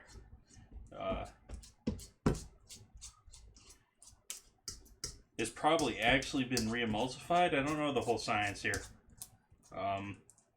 I do know the science of the next part of it, which is that we're going to add our sugars, and we're going to coat our sugars in the fat before we get any starches involved in the party.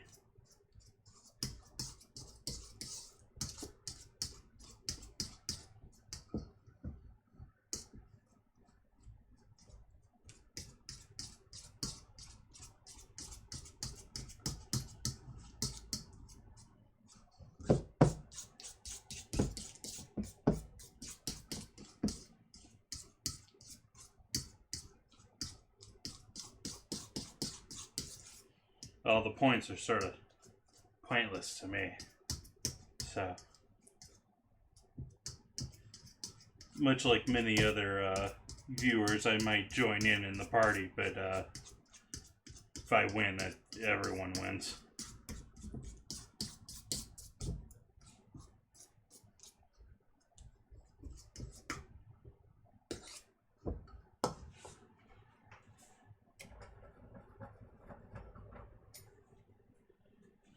Okay, sugar.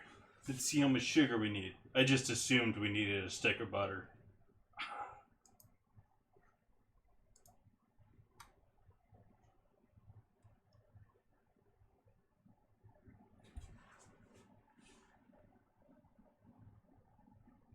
Oh, nope, we need a whole cup.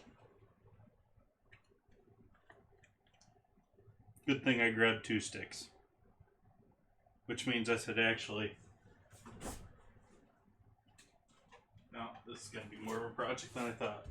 Gotta open a new pound of butter.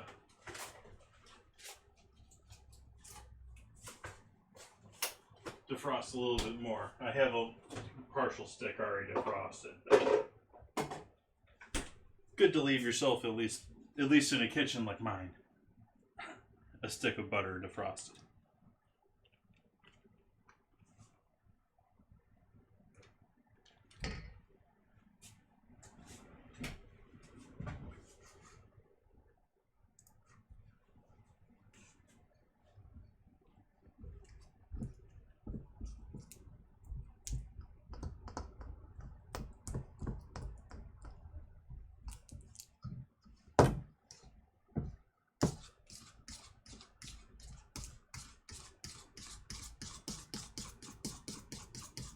So if you look at the stuff I already broke down, it's I don't know if it comes across on camera, but it is lighter in color than this butter over here.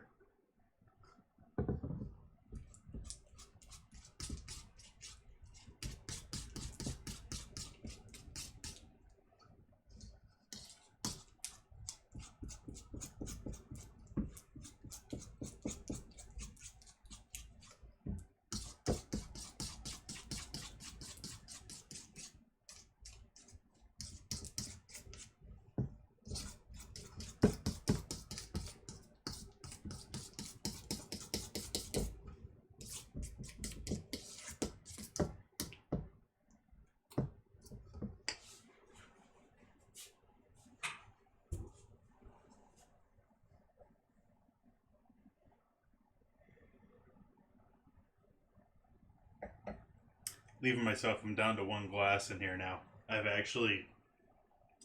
This has been that smooth, that good. Not a huge lot of taste notes to it, but it's smooth, it drinks well, it's tasty.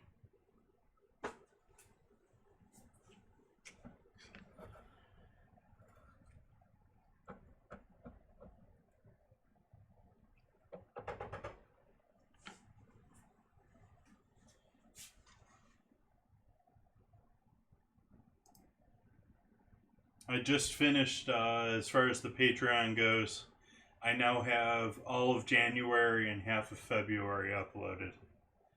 Somewhere around 20 videos at this point.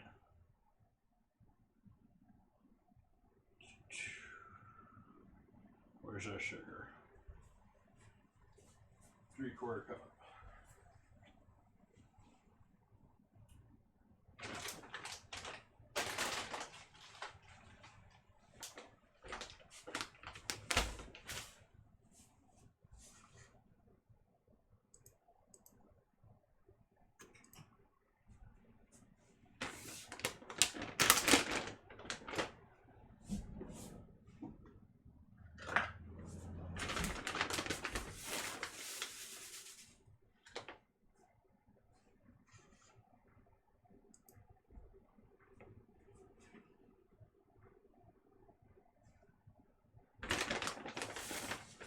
Using a 1/4 cup measure here, so 3/4 cup.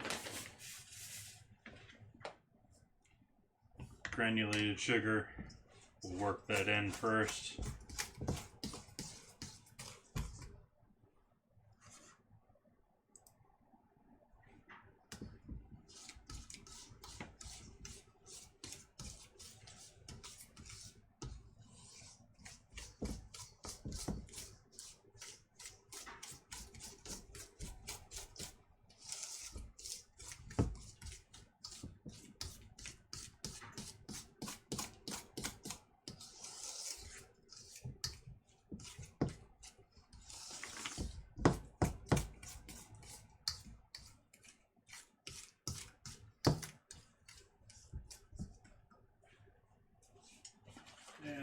sugar.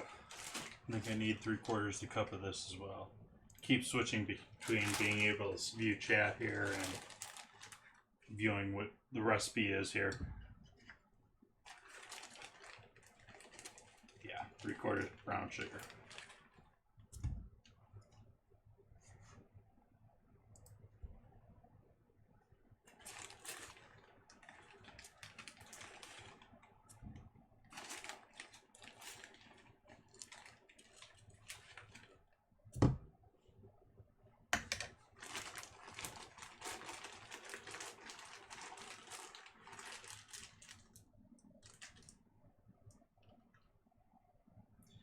I might actually make the points a little bit easier to get on dough.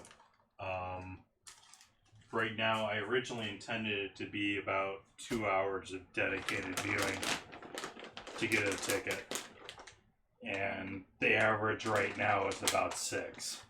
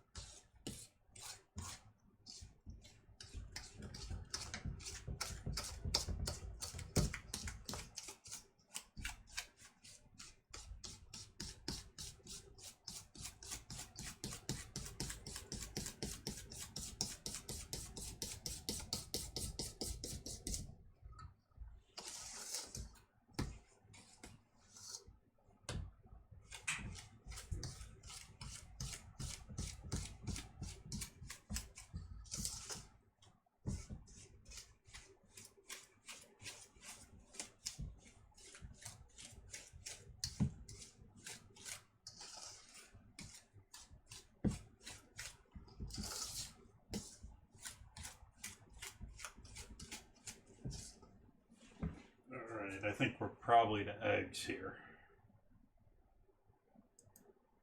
We've added our first fat, now add our second fat / protein.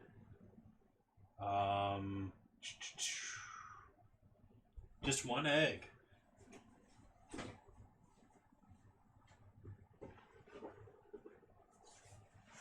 Ooh, I got a whole bunch of eggs. I should use these up.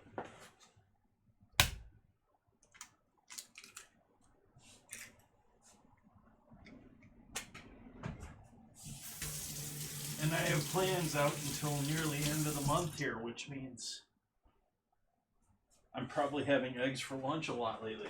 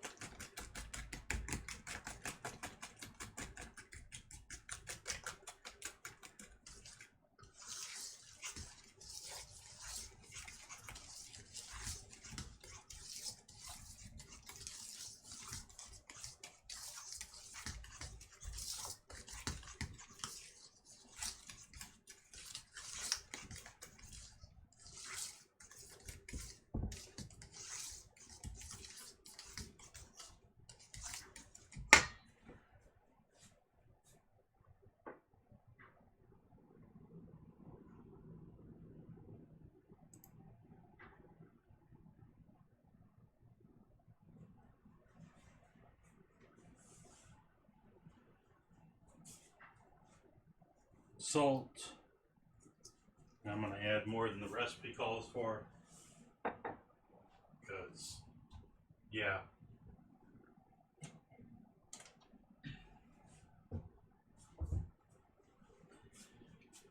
Baking powder.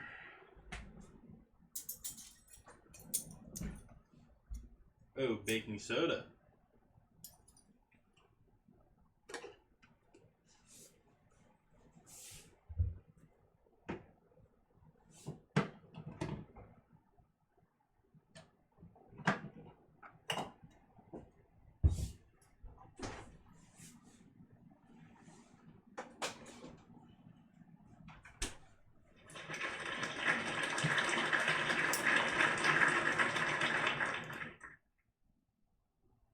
Thank you for the follow, the Arid.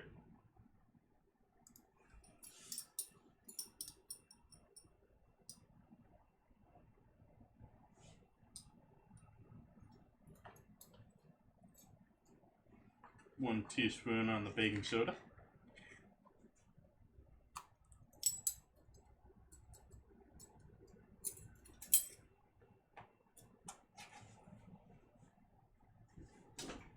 Not going to use the nuts, but we'll do the. I'm going to use vanilla paste instead of vanilla extract. Thank you, thank you. If there's anyone new in chat or the Arid, I do cooking 3 nights a week here on Mixer. Do repeat some things. I mean, I've done beans and pork certainly 2 or 3 times on stream now. But I do try and change up how I do things or which things I work with.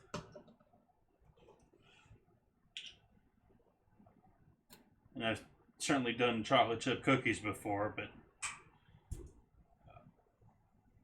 I've done no knead bread before, but doing all of them slightly differently here.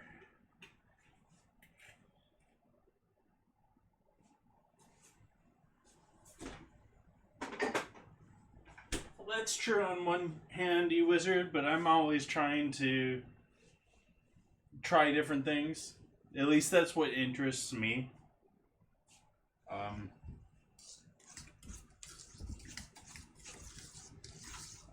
I still have my foundation and base that I'm working with. I mean, you don't know what a change is like without working with things you already work with, but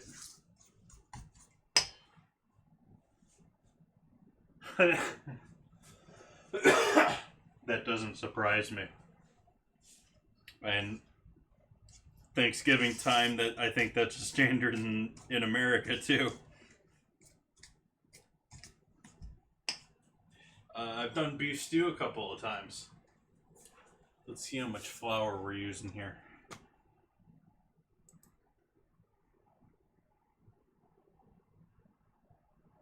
Two and a quarter cups.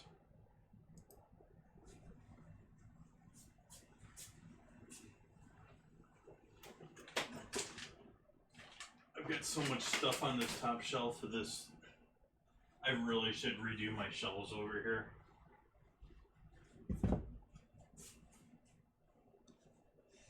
I guess I've got the emergency water on the base there giving me some decent weight, but I've got like all of my starches, sugars, and flours on the top shelf of a wire rack just here off camera. And it's all on the top shelf for the most part.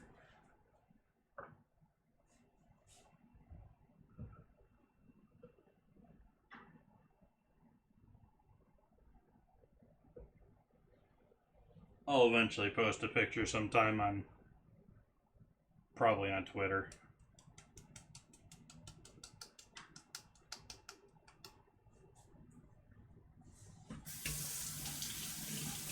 Well, the Arid, while I appreciate that question, is probably the question that I hate the most. Because, as I was sort of stating before, it's almost the changing of things and doing new stuff that interests me the most. Changing up recipes, trying new things, which is sort of funny because when it comes to like comfort stuff, I never want to change anything. But when it comes to my own cooking at home, I'm always changing crap, and I'm always seeing what changes do what.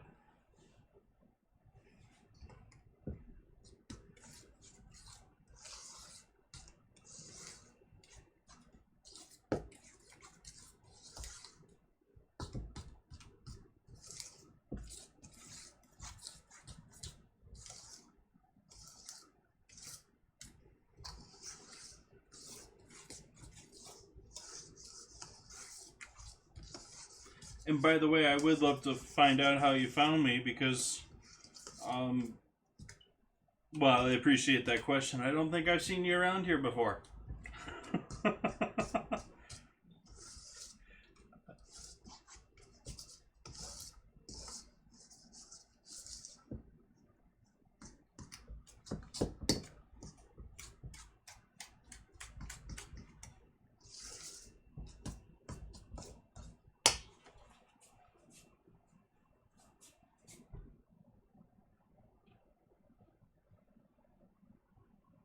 Oh, I did notice. That's sort of half of why I was asking. I was curious how he came by me.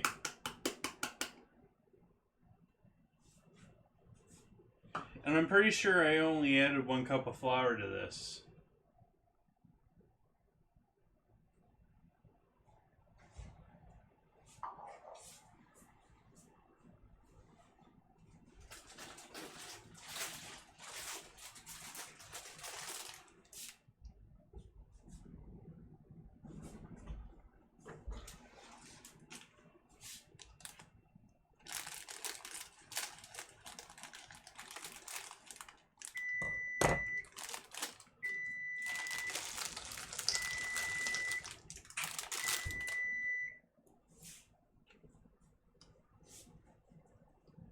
See how that bread turned out for us.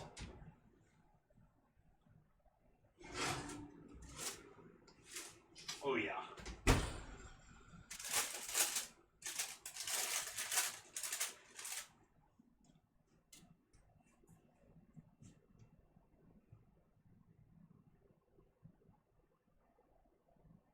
Yummy, yummy.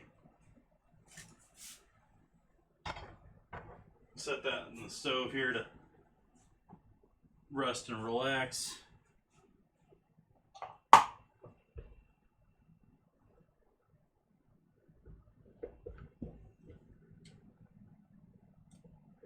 I really should find or create one of the two, a metric version of this, because cups are just so inaccurate.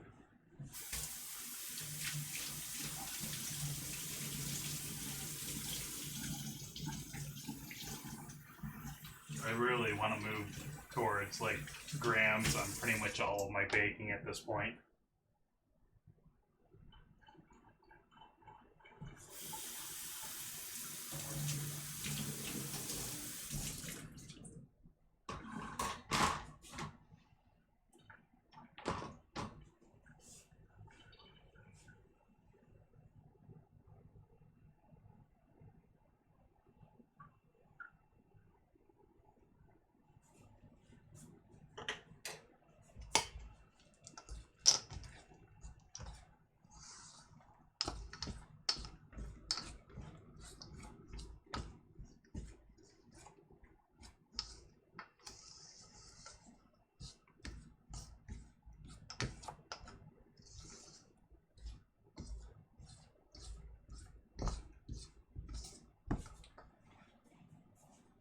Take the heat down to in the oven down to 325, 350, 350.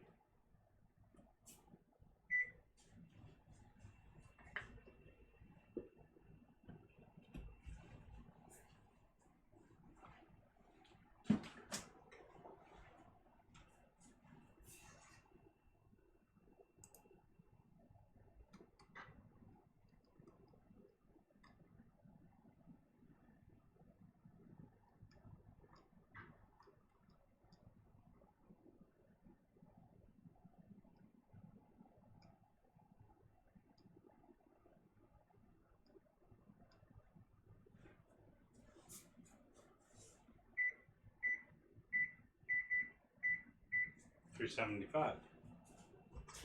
Okay, so all set here. I think our beans are pretty much done. Just need to combine this so that I can scoop it through in the oven.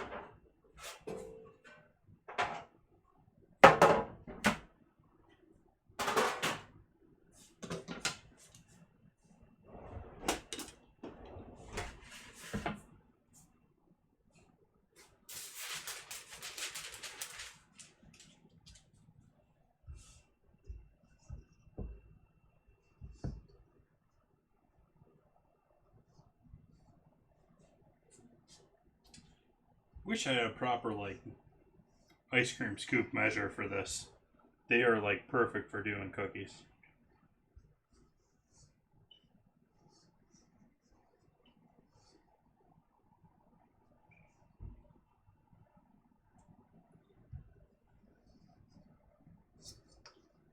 What's wrong, Mini Glam?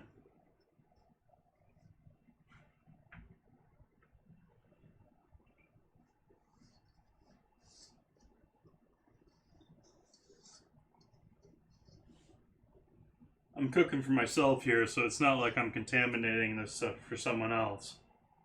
So,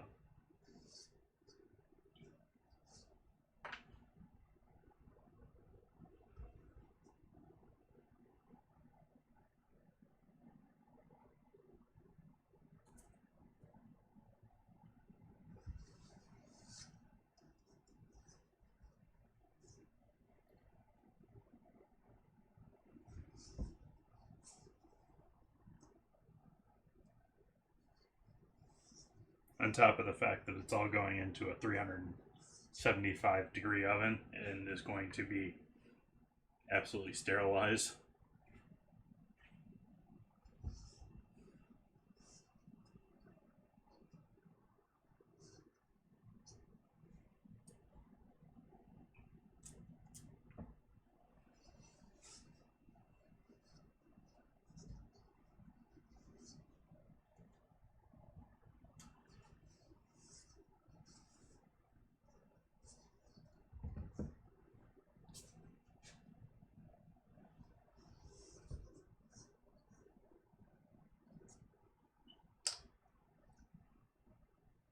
Thank you for the auto host, Kai. That guy's a little large.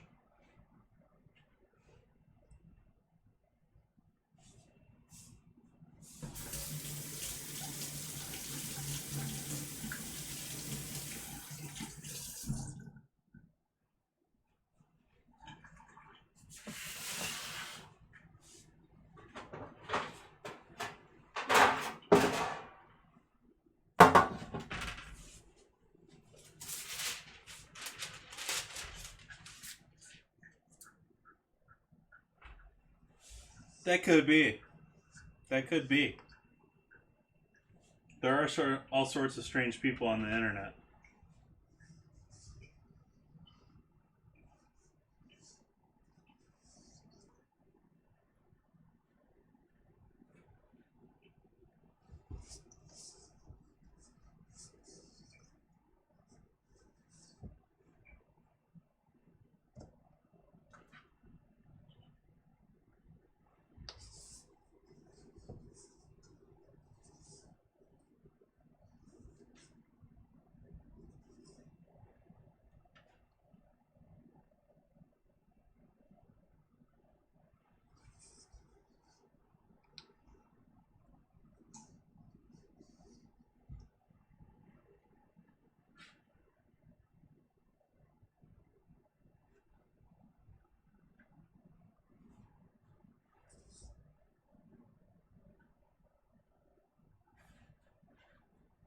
That guy's a little crumbly, but we'll see.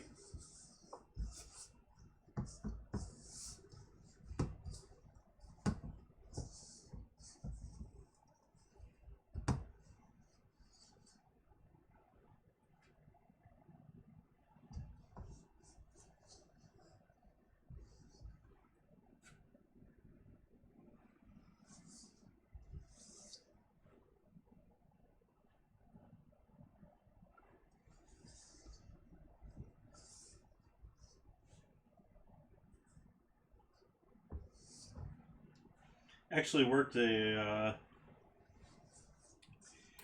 was sort of like a half union shop because it was half run by Ford Motor. It was one of my first jobs working.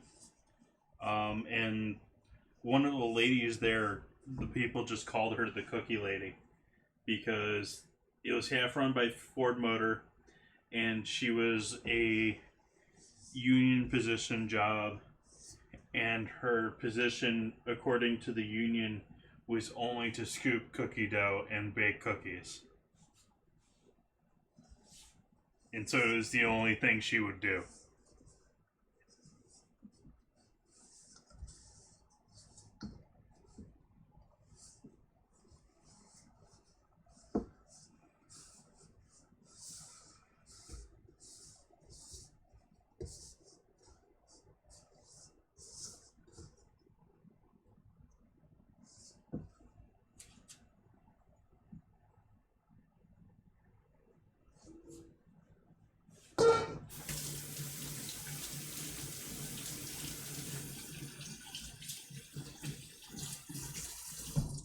I'm gonna get the oven.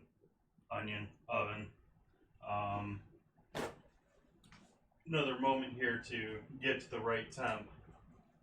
It was up a little bit higher. And I'm gonna break down this ham hock.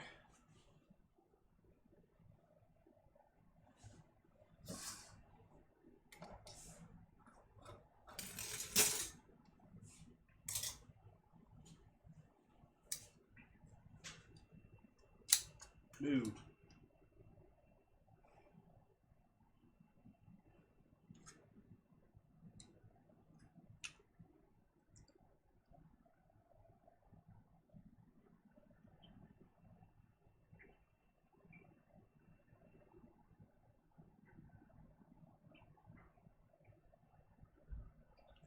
Thank you for that, auto-host art.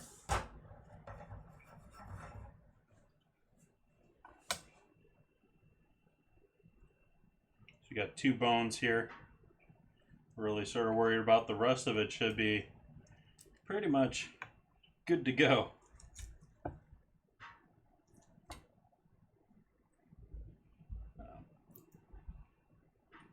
We'll see here if I get adventurous. I could even take a skewer here and take the marrow out of these bones. There is at least a little bit of marrow here to grab. Actually, there is some marrow to grab on that guy.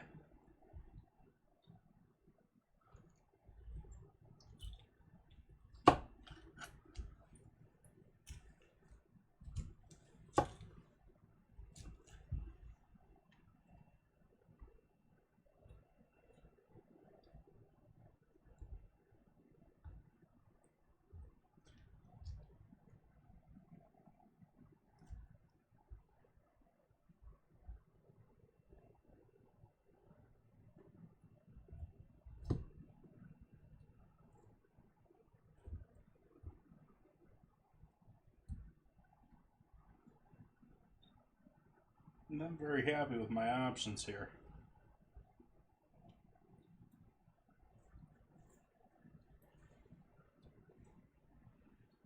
This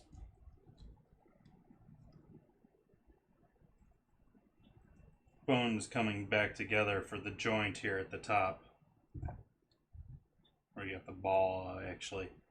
Yeah, and so we get all the bones all coming together, making it hard for me to just make this easy and lazy.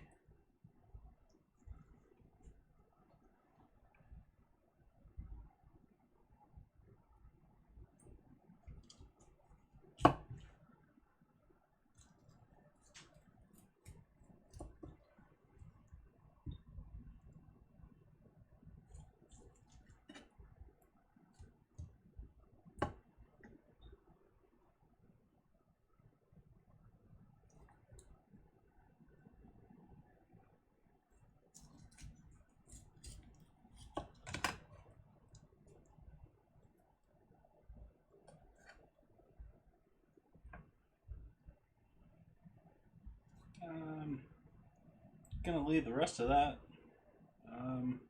We'll use this for our good meat.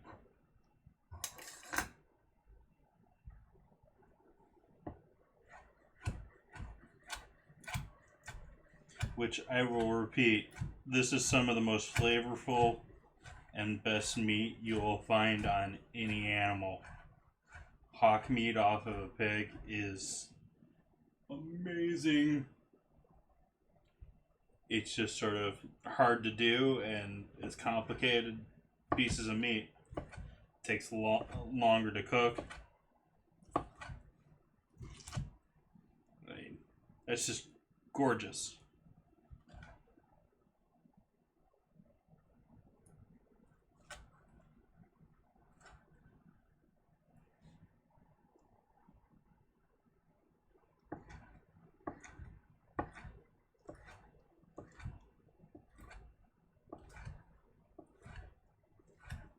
It's just got all the cartilage and gelatin that you have to break down.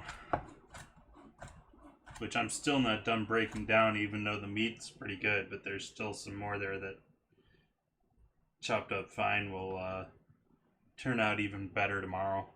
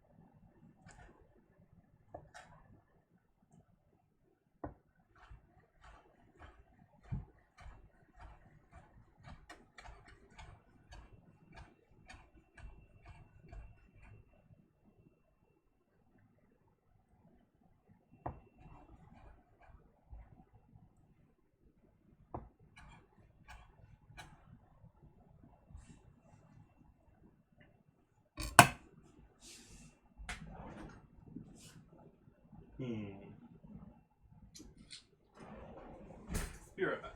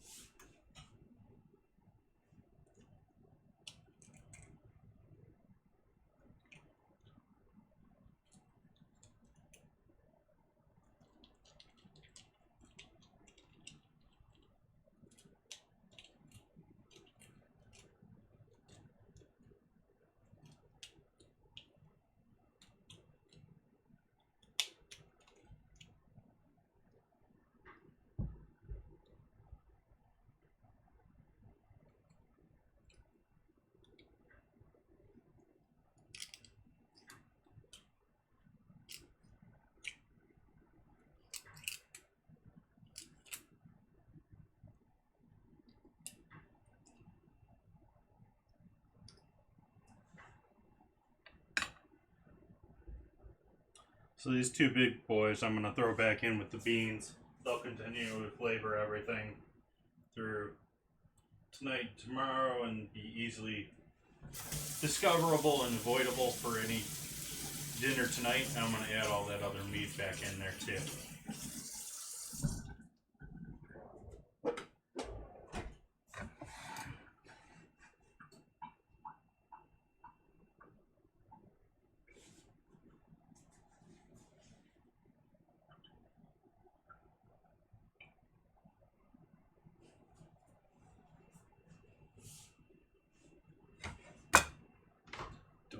Zoom available right now.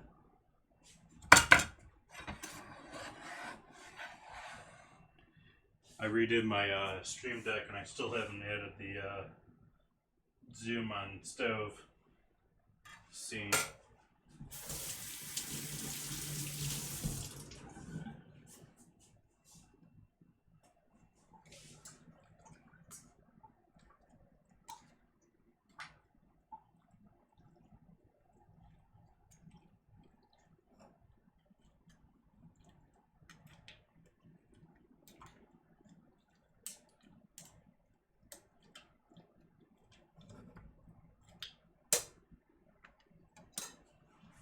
And cookies in the oven.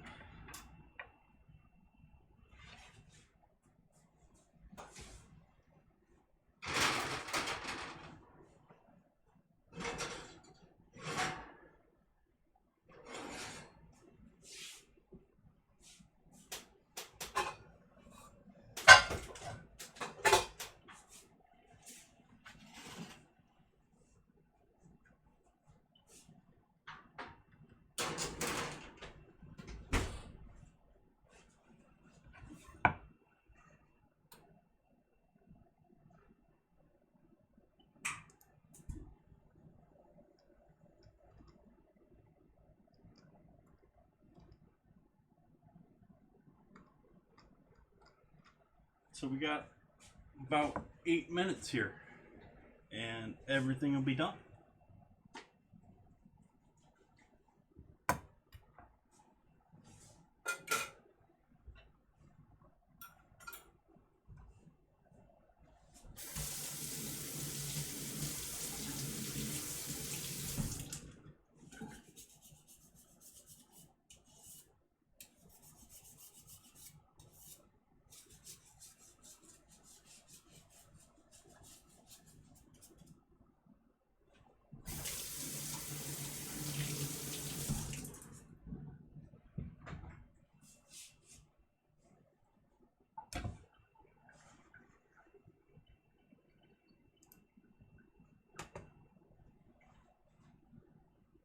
Thank you for the host, Rhino.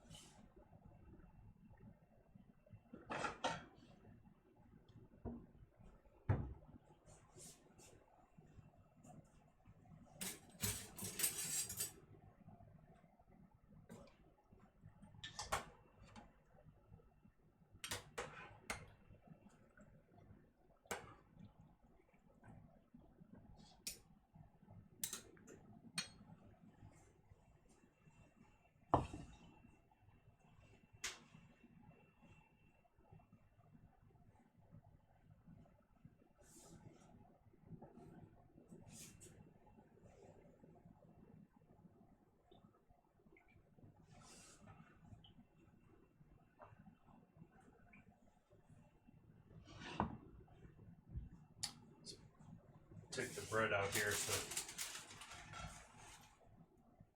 chop that up. We got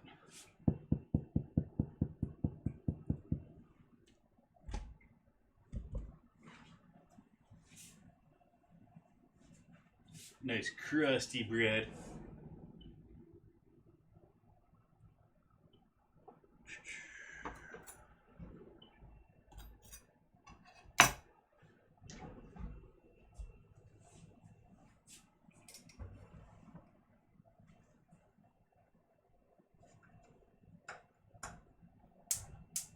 Also, it helps if we have an actual flame under here and not just gas flowing.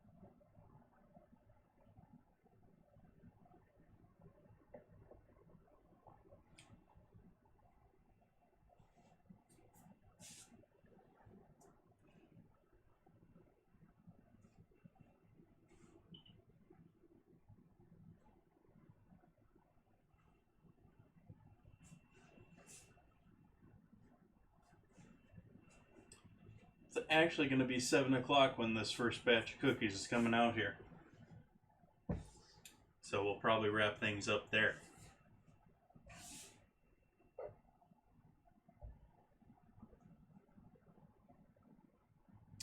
It turned out to be a pretty good wine here. I really enjoyed this. The same time, it didn't really have any huge tasting notes that screamed out to me. It was just a good, smooth sailing drinking wine.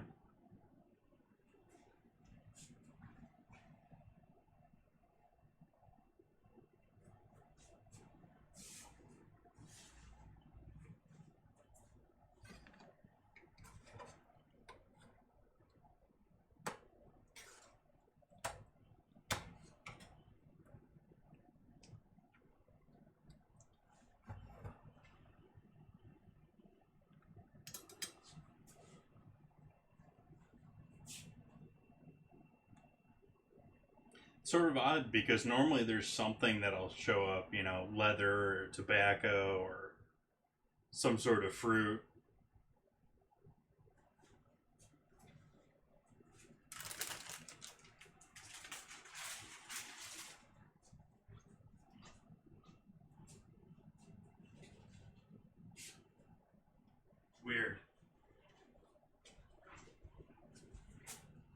So now it's showing up like that up here. Huh. Let's try refreshing that again.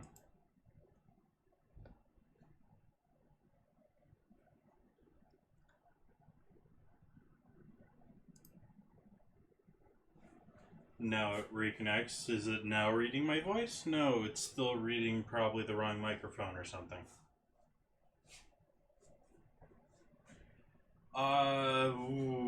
Good question, McLennan. It's the exact amount that I did the Twitter point for. I took a picture of him when I added water to him.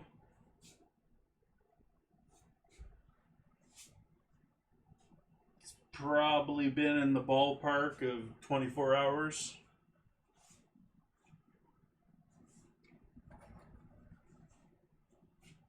And as always with beans, they'll probably be great tonight, but they're going to be amazing tomorrow.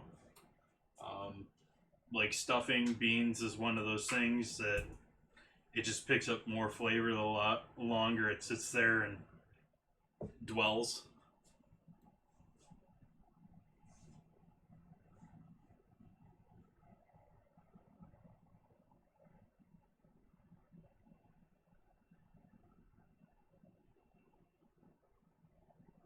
Yeti pointed at the floor. Oh, you mean this guy? Or this guy?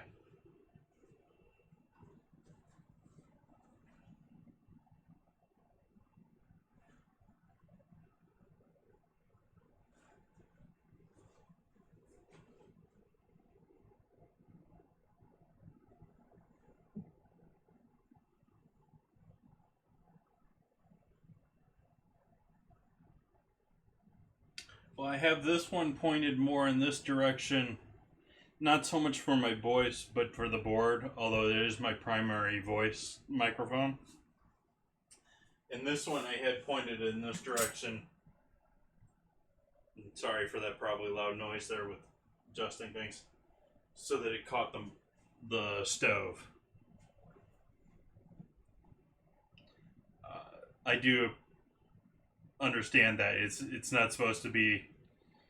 I was actually watching a different streamer earlier today with the voice direct microphone directly pointed at them.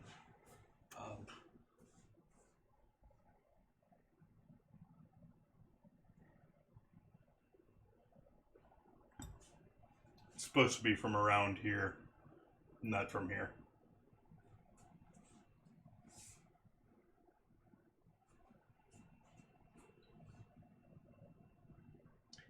Yeah, I have some sound issues that I'd love to work out. I just don't know enough about it. Like, I know there's, if for the people that have audio cranked, if you're watching on a TV or something like that, between the noise canceling and the fan that's dying on my fridge, it sounds like we're underwater.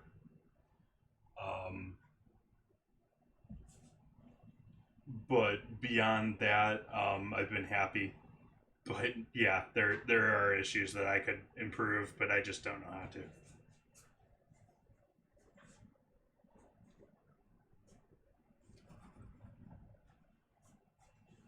Oh, hey, let's check our cookies out. They've had 8 out of their 8 to 10 minutes here. I'm gonna give those another 2 minutes, give them a little bit more color. They look like they're cooked though.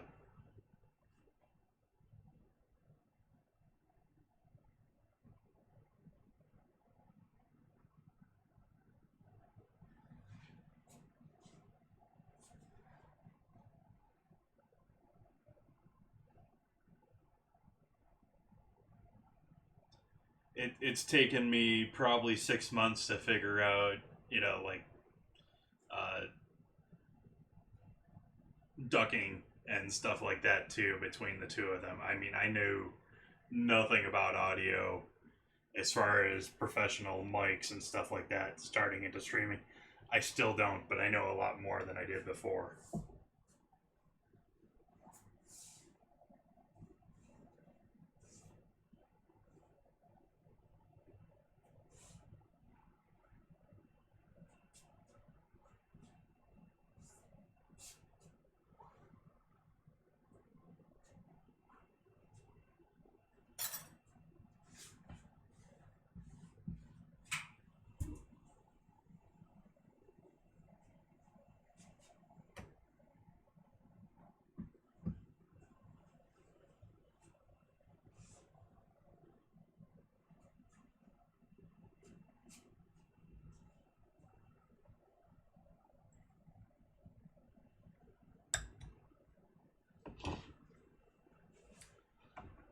give this bread a cut while we're waiting on our cookies.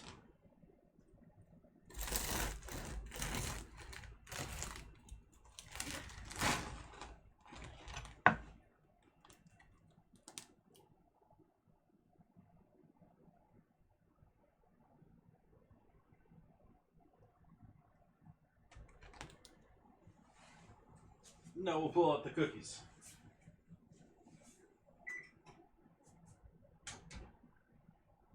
Oh yeah.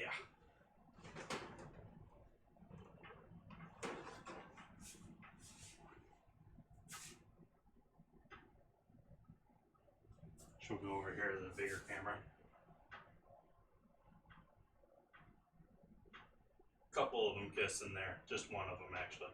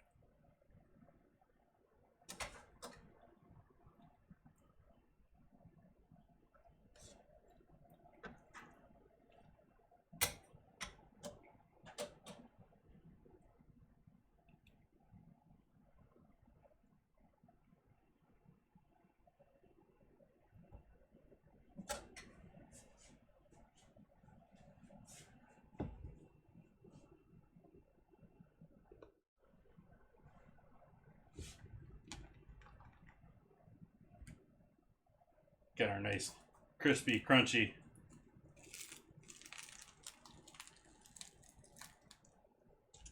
bread.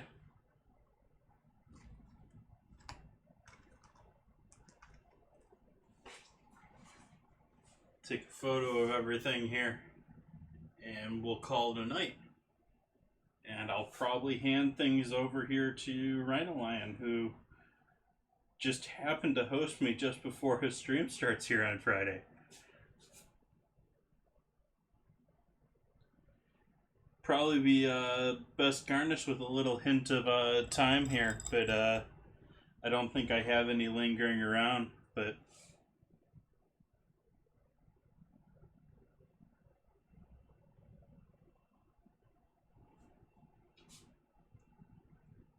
oops, cookie pictures.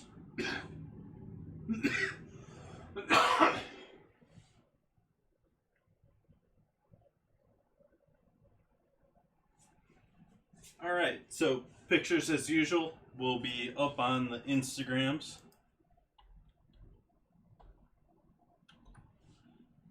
And as well as the Discord. And even though I don't advertise it much or say much, I just worked on, it still needs a bit more work, but the photo collage on chefjt.com, which has more along the lines of 15 years of photos, much less Instagram, which is a much shorter timeline. Thank you guys all for joining me. I hope you all have a lovely evening. I'm going to go and enjoy these lovely beans. And like I said, give me a moment here or two and I'll probably post up Rhino Lion here in a second. Thanks and have a great night.